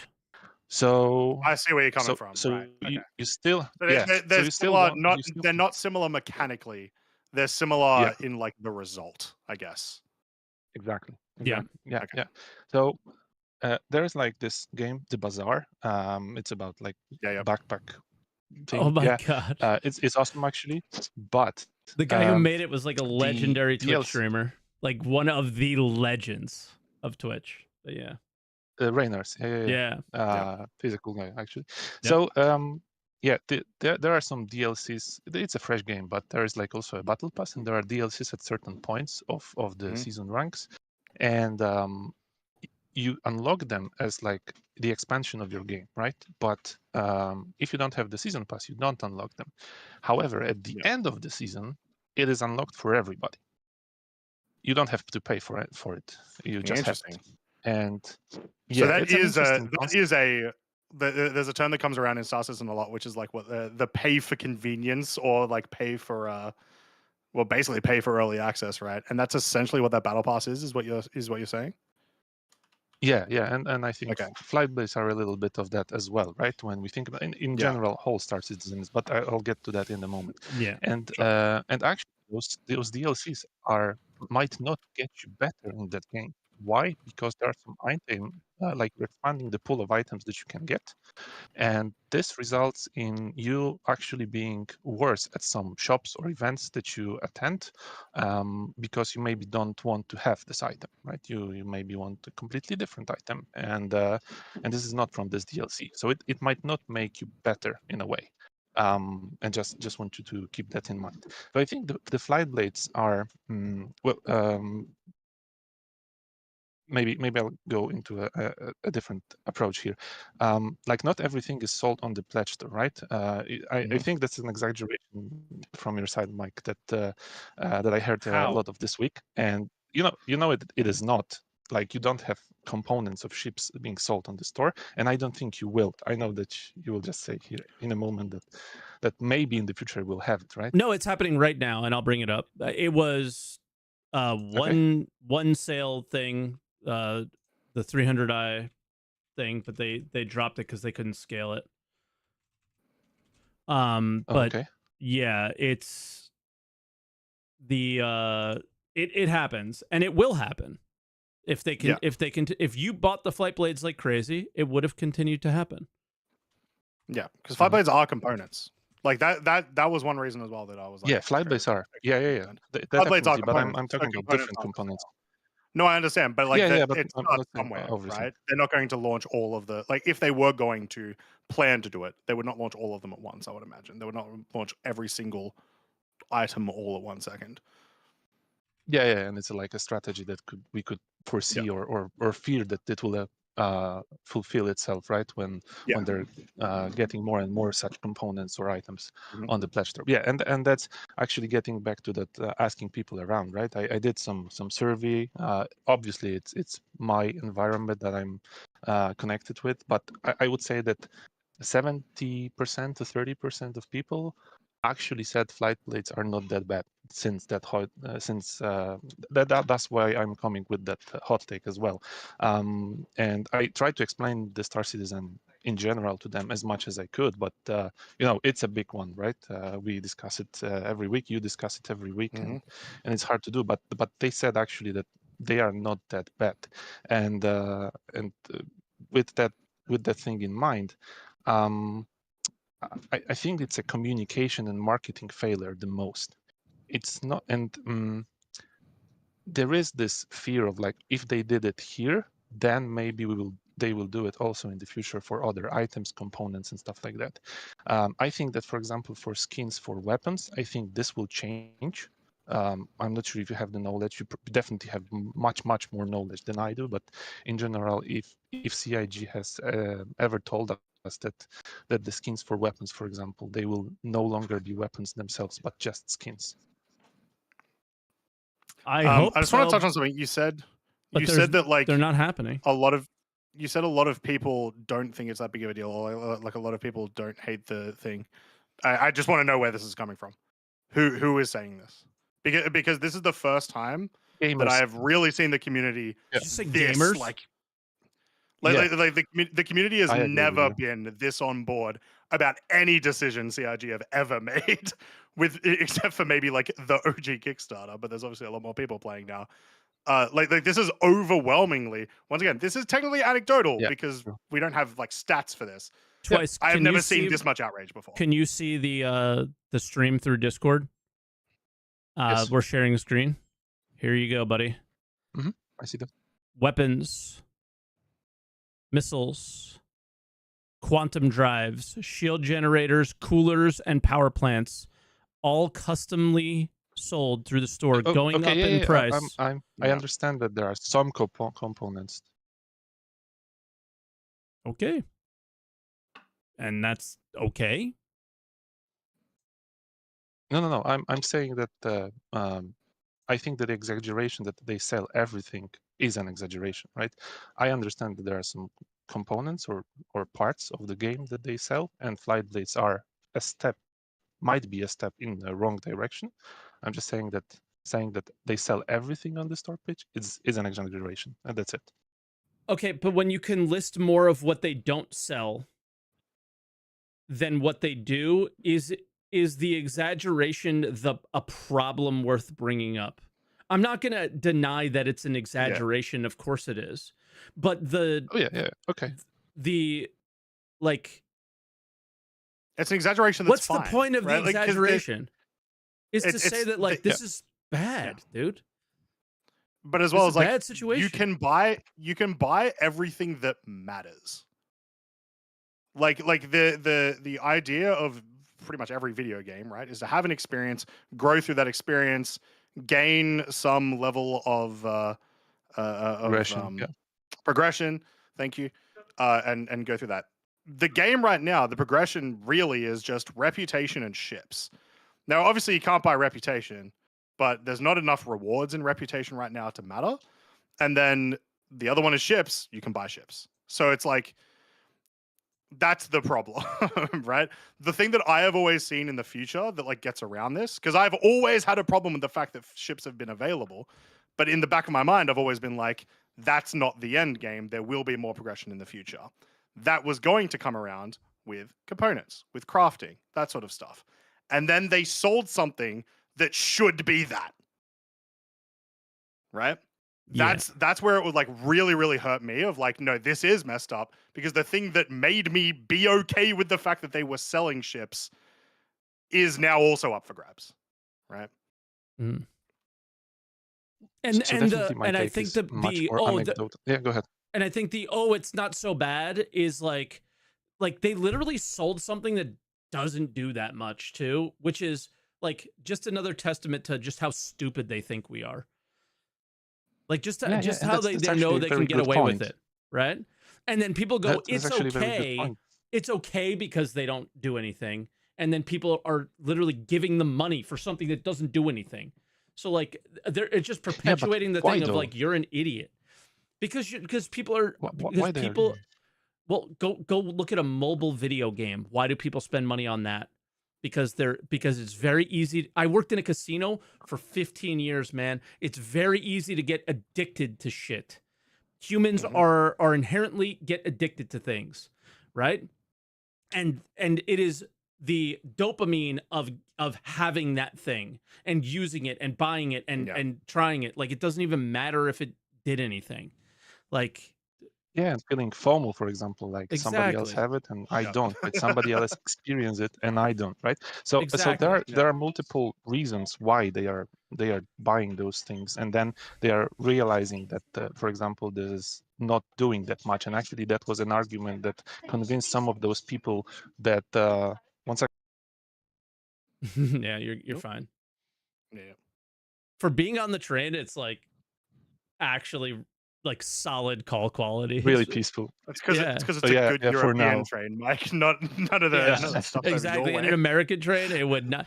Guys, I'm taking a 30-hour train to New Jersey next month, and the last time a guy was playing on a PSP that the thing inside, the little CD inside, was squeaking the entire night while he was playing.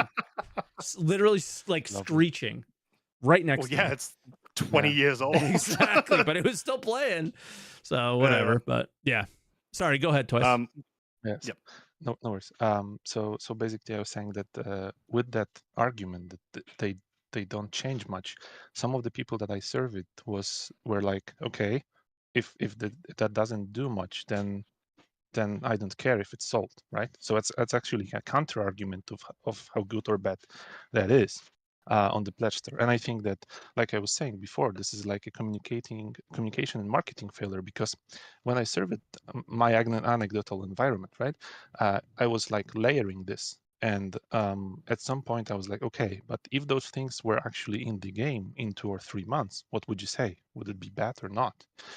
And I think that there's a big aspect of pledging in general, not only for SC but also for other things, that is a token of and paying for other things as well, like subscriptions and games, digital ones that we don't want to obtain in a certain bay or whatever. Then you you appreciate those things because of that. Actually, Tim Sweeney on a podcast with Lex Friedman recently said that as well.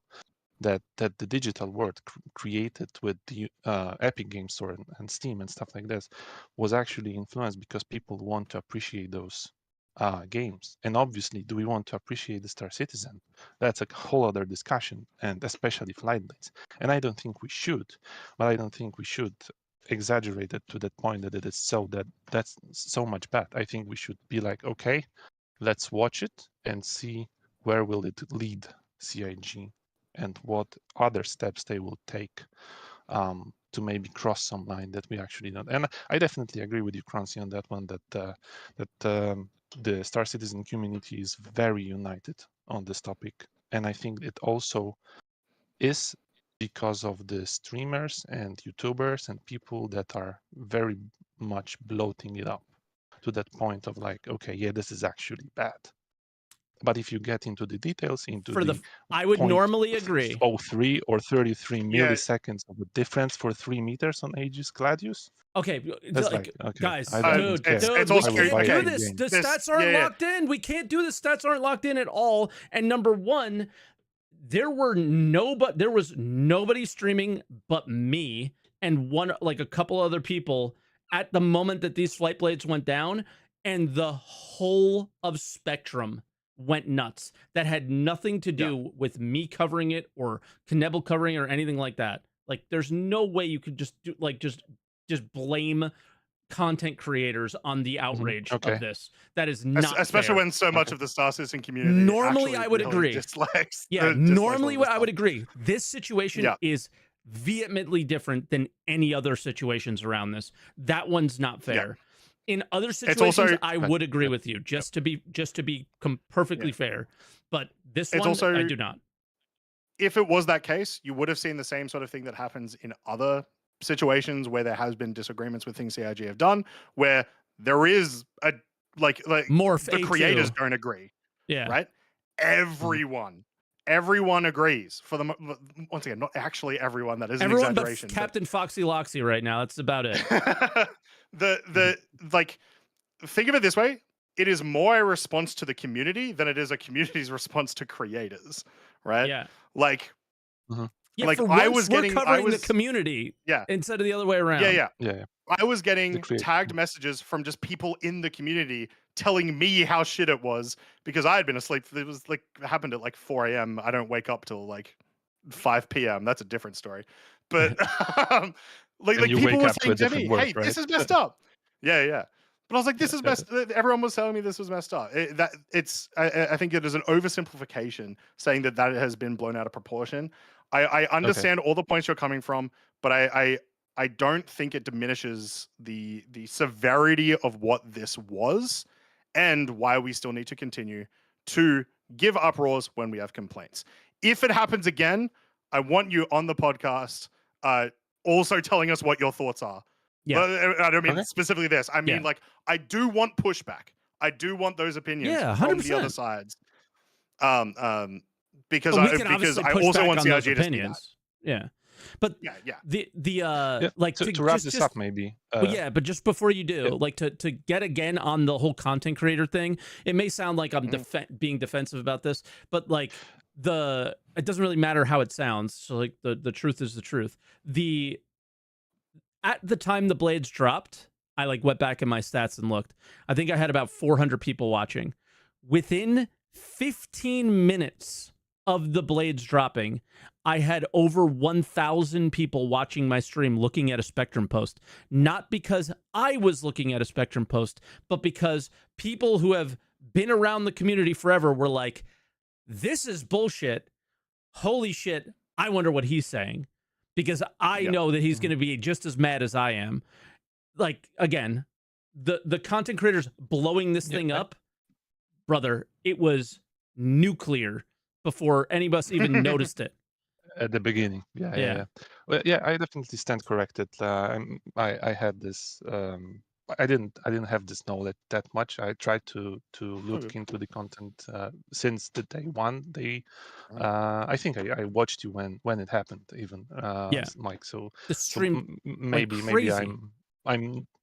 I'm trying to push my perspective too much, right? So no worries. I stand Yeah, corrected that's all good, again, man. and sorry I mean, you're if I entitled hurt to anybody. yours. No. Exactly. Yep. We don't like I take said, calls for people to wrap just be like, "Hey, I agree with you guys." Yeah. yeah, sure.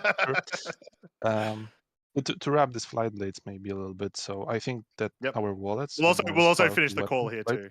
too. So Yes. yeah. So our wallets are the most powerful weapon, and if you don't Mhm. feel like this is the right thing, I will give an example that you probably might know from my comments from your stream as well. That I think, and this is one of the points from the other two hot takes that maybe I will have the opportunity to go into on other calls. But basically, I didn't buy the vulture, even though I love salvaging a lot, right? But I think that having it behind the paywall for over a freaking year, Yes, and being the only ship that can salvage at that point, it's Horrible. appalling, right? It's Yep. something much horrible than the flight blades, in my opinion, right? I agree. And even though it is right now available in the game, I also want to progress to get it instead of melting my other ships and buying the vulture and having it day one after the wipe happens or something. And I think that if the CIG makes some right decisions, definitely appreciate those. And if you feel like it, that's okay. Your wallet could be used for that. But if you don't agree, I think that's the most powerful tool that we can use to actually stop them from doing those. Yep, 100%. Yep, definitely. Cool. Sounds good. Well, That we'll was an let you awesome enjoy call. the rest of your train. Yeah, that was a great call. Yeah, thanks for calling in, man. Yeah, and again, no hard maybe feelings just or anything. one more Obviously, sentence. we can disagree and all that stuff, and hopefully everybody's cool after. I'm cool with one you. more sentence, but real quick. If I could squeeze this one. I believe in this project, but they make me feel sometimes that I really would like to believe in this project, and I think that's a huge difference. Yes. Very and good way of saying that. The key, even though they are doing a lot of communication, is the way they will do it that will make me believe in this project and not really want to believe in it. Yeah. Right. So thank you. Keep up the good work. I love the content again. And, thank you. Hear you next time. Hopefully. Yeah, of course. Awesome. Of course. Thanks again for the call, man. Yeah, man. Especially thank you for that last comment, because that people say why don't you quit? For exactly the reason that he said at the end. I want to believe in it. I like it. Like I can hate stuff and like things at the same time. I'm not one dimensional. Yeah. All right, we're gonna bring in Draz here. I don't know how many more we're gonna get to. It might stop at Draz. We'll see. All right then. What's up, guys? Draz, how you doing? Hey, so this is my second time calling you guys. Last time was at CitizenCon. Oh wow, welcome. Sorry, I have a baby in my arms. The baby's calling as well. What he or she think of the flight blades? Agree? Disagree? Yeah, I don't know. I think when I was watching that video, she took a big dump. So that's perfect. All you need to know. I think we know then. Yeah. Agree. Yeah, exactly. So a little background on me. I've backed the game since before there was a Kickstarter, when it was just like the little web store. So I've been here for the whole ride. The whole thing before me. Yeah. So I want to talk a little bit, like, obviously, about the monetization and flight blades. But I think I want to kind of talk about it from the context of debt, right? Like they talked a lot about tech debt at CitizenCon, which I think was a good thing, right? Like they communicated really well about that. Yeah. Anyway, sorry. But what they haven't really gone into is more or less how like their pledge debt has affected them and how they plan to tackle that. And I think that's really frustrating to see. Yes. Yeah. So after almost 13 years now, right? So like they have done almost no communicating about it. And then I think like the big kicker that really like kind of clued me into this was when they started doing like the Mark II and then some of the like reworks, but not reworks, right? Like the Star Lancer is basically a reworked Freelancer, right? And it's upsized and more modern. Let's make a big Freelancer. Yeah. That's what they sat down in a meeting and said, let's make a big Freelancer, and did it. Yeah, and that's I understand, like all their motivation goes into doing that instead of reworking ships, because no one's gonna like people already own those ships, right? They can't sell them to people who already have them. So I get that, but they still, in my opinion, like the biggest glaring thing from like a longtime backer perspective is like, why are you not communicating about the plan for the ships that currently exist? Like the Constellation is like another, I think, obvious example. Yeah, it's a really popular ship. It's iconic to the game. You know, it's an RSI ship, and there's no talks about reworking it at all. Period. Dot.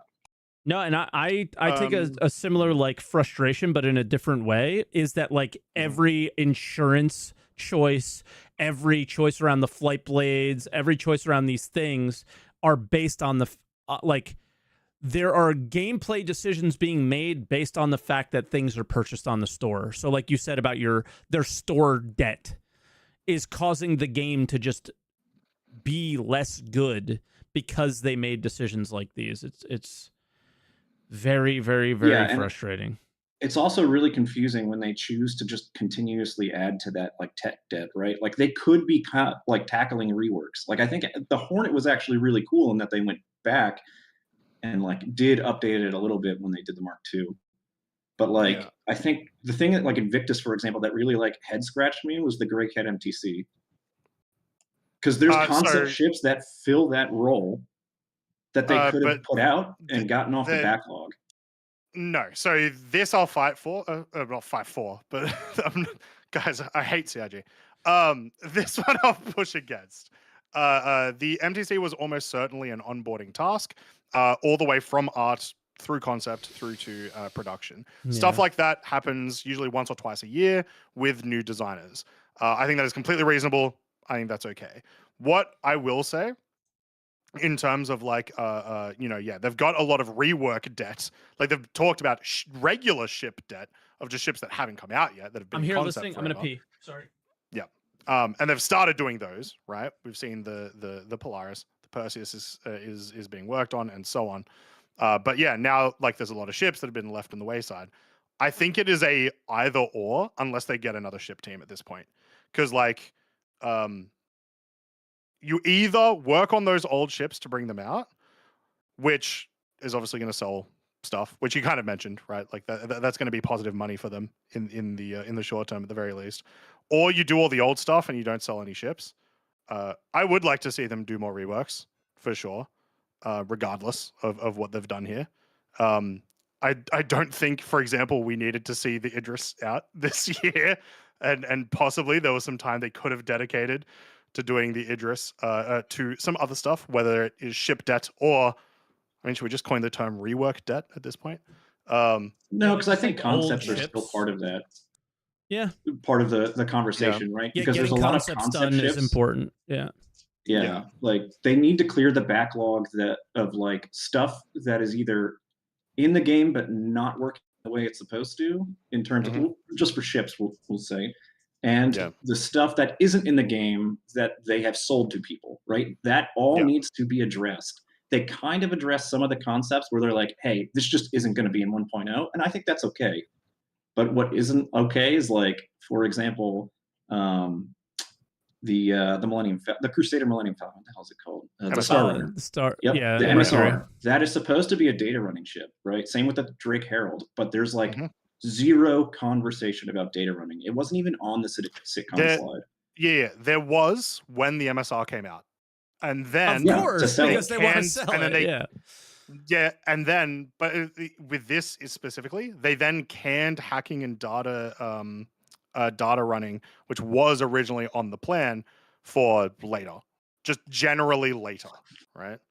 Right, but that's not like openly communicated, right? Like you might know that because you guys like kind of make obsessed, you know, you have a vested interest in this, right? So like you dig deep, but like their communication around all of this stuff is just like non-existent. Yeah, agreed. It's not good.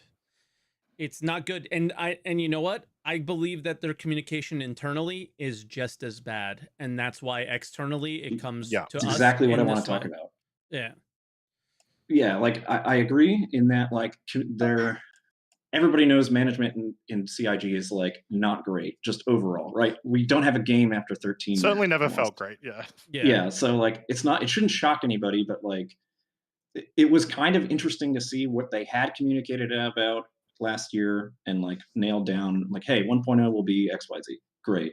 But there's still like what I was getting at is that like there's just a lot of unanswered questions, and I'm talking about ships to illustrate that. I do want to fight you back, Croncy, a little bit on like the onboarding people with new projects. I think that's kind of horseshit because it's inefficient because you're not conquering your backlog at all, and you're introducing more bloat to the game, and you can still like train those people up on older concepts because half those things need to change anyway. So what is an example? I do what is understand. an example for the very specific example of the MTC? What is an example of a ship vehicle? Sorry, that the Origin G12 I think is an easy one. All right, so in that example, they now have to, instead of being able to get a lot of freedom in terms of how they want to design that vehicle, they now have to learn the entire Origin design language when they first start. Literally when they start and they start making ships, they have to learn that entire series, talk to all of the designers that have been working with that, rather than do something that is likely a very short task as well. I want to point out a lot of these ones are only made within a few months. If you watch them, if you read through the monthly reports, that's roughly when they start popping up. And obviously, there might be more work done before that, but that seems to be the case. I think the example that you've used isn't great because it's just not a lot of work that gets done there in the first place. The stuff that you are talking about needs to be more looked at by the teams that are doing all of these other large ships. They can pump that stuff out. I mean, okay, fair enough. I'll concede that point because I want to move on. But in the end, get the fucking backlog out. Yeah, that's my point. Yeah, which they are. They are. But I'm saying, I'm still agreeing, though, that I think there should be more effort to get more reworks done at the same time. Agreed. And I believe that reworks will still sell to the litany of new people that have shown up over the years versus the ones that have purchased them a while ago when they were new and cool. So, like, reworks are not as bad, I don't think, as they may think that they would be. Like, a reworks Connie would legitimately sell. Oh, for sure. Yeah, I agree. Like, it won't sell as much as a brand new ship, right? Because all your old backers will want to buy that too, in theory, right? Like, you have more of an audience to sell to, but it's not fruitless to rework old ships. Yeah. Yeah, there's certainly still value to it. Yeah, so I would like to see, obviously, some sort of communication about that, but people in hell want ice water. The reason, again, we're still talking about money is like, at some point, the funding model probably needs to change. I think everybody besides CIG recognizes that at this point. How can it? Because that's a great question. Well, I don't know. I have no idea. Once again, you can say the funding model can change, but they can still sell all the same stuff by making the game slightly different, right? So you can still sell ships, but the like you're just buying, once again, like what I would want it to be, the crappy tier 1 garbage component ships. I can still play the game and get all the better stuff. That is kind of a different funding model because right now you just have the ships, period. Yeah, I think insurance really needs to be changed, right, based on like what they talked about. Like they need to address that with that. And I think that's okay if they go and like, hey, sorry, we said this last year at CitizenCon, we're going to change it for the game. I think most people would be fine about that. I'm sure a lot of whales would cry about it, but who cares? Yeah. Right? Whales aren't the people you need to attract to the game. They're already here. Like at some point, 1.0 is going to come out and you need to bring in new blood, and you're not going to do that with the way the game is currently funded and monetized. That's been my argument, but the problem with the current, like the way that they're currently funding it is like that funding will extend into 1.0. Everything that you've done up to this point will affect 1.0, and it just sucks. And yeah, I really was hoping that they would. Yeah, it's horrible. I agree. Yeah, I was really hoping that the conversation around blueprints would basically be like, all right, you're gonna get one of all your pledge things once you start, and then you get the ability to craft it later. Yeah, it would have been so much better if that was the case. It would have been so much better. But yeah, I think the last piece of this I want to talk about is like, yeah, obviously like the conversation has been about funding, but I think like being a backer for so long, one of my big fears. Yeah. Sorry. One of my big fears is that like they're going to release Squadron and then immediately go into production for episode 2. and they're never going to release Star Citizen. They're just going to keep pumping money into Squadrons. It depends on how well it even does, if that game is wildly successful. Sorry. Yeah, go ahead. Even if the game is wildly successful, which I think it might be, like it looks really good, but even if it's wildly successful, I doubt it makes enough money to fund the continuation of Star Citizen and another single player game without encroaching on one or the other. Yeah. So I hear people bring up this point a couple of times of like that, their concerns with Squadrons release in terms of like, will it ever stop or will they just keep doing more Squadrons? My pushback against that is CRG may be mismanaged. They're not stupid. They know that like Star Citizen makes the most money, right? And will continue to. A single player game typically cannot continue to make more money. You can't keep like going to that well, right? They can and there is only smart so about much some things and stupid about others. I think they're pretty fucking stupid. Sure. But yeah, they're also very smart. There is only so much money you can make from sequels that is like consistent, right? The way that I see Squadron release being is more like, here is an advertisement for us to turn you into a whale in Star Citizen. And I think that's where they're going to try to, as long as Squadron is successful, that's where they'll try to funnel people.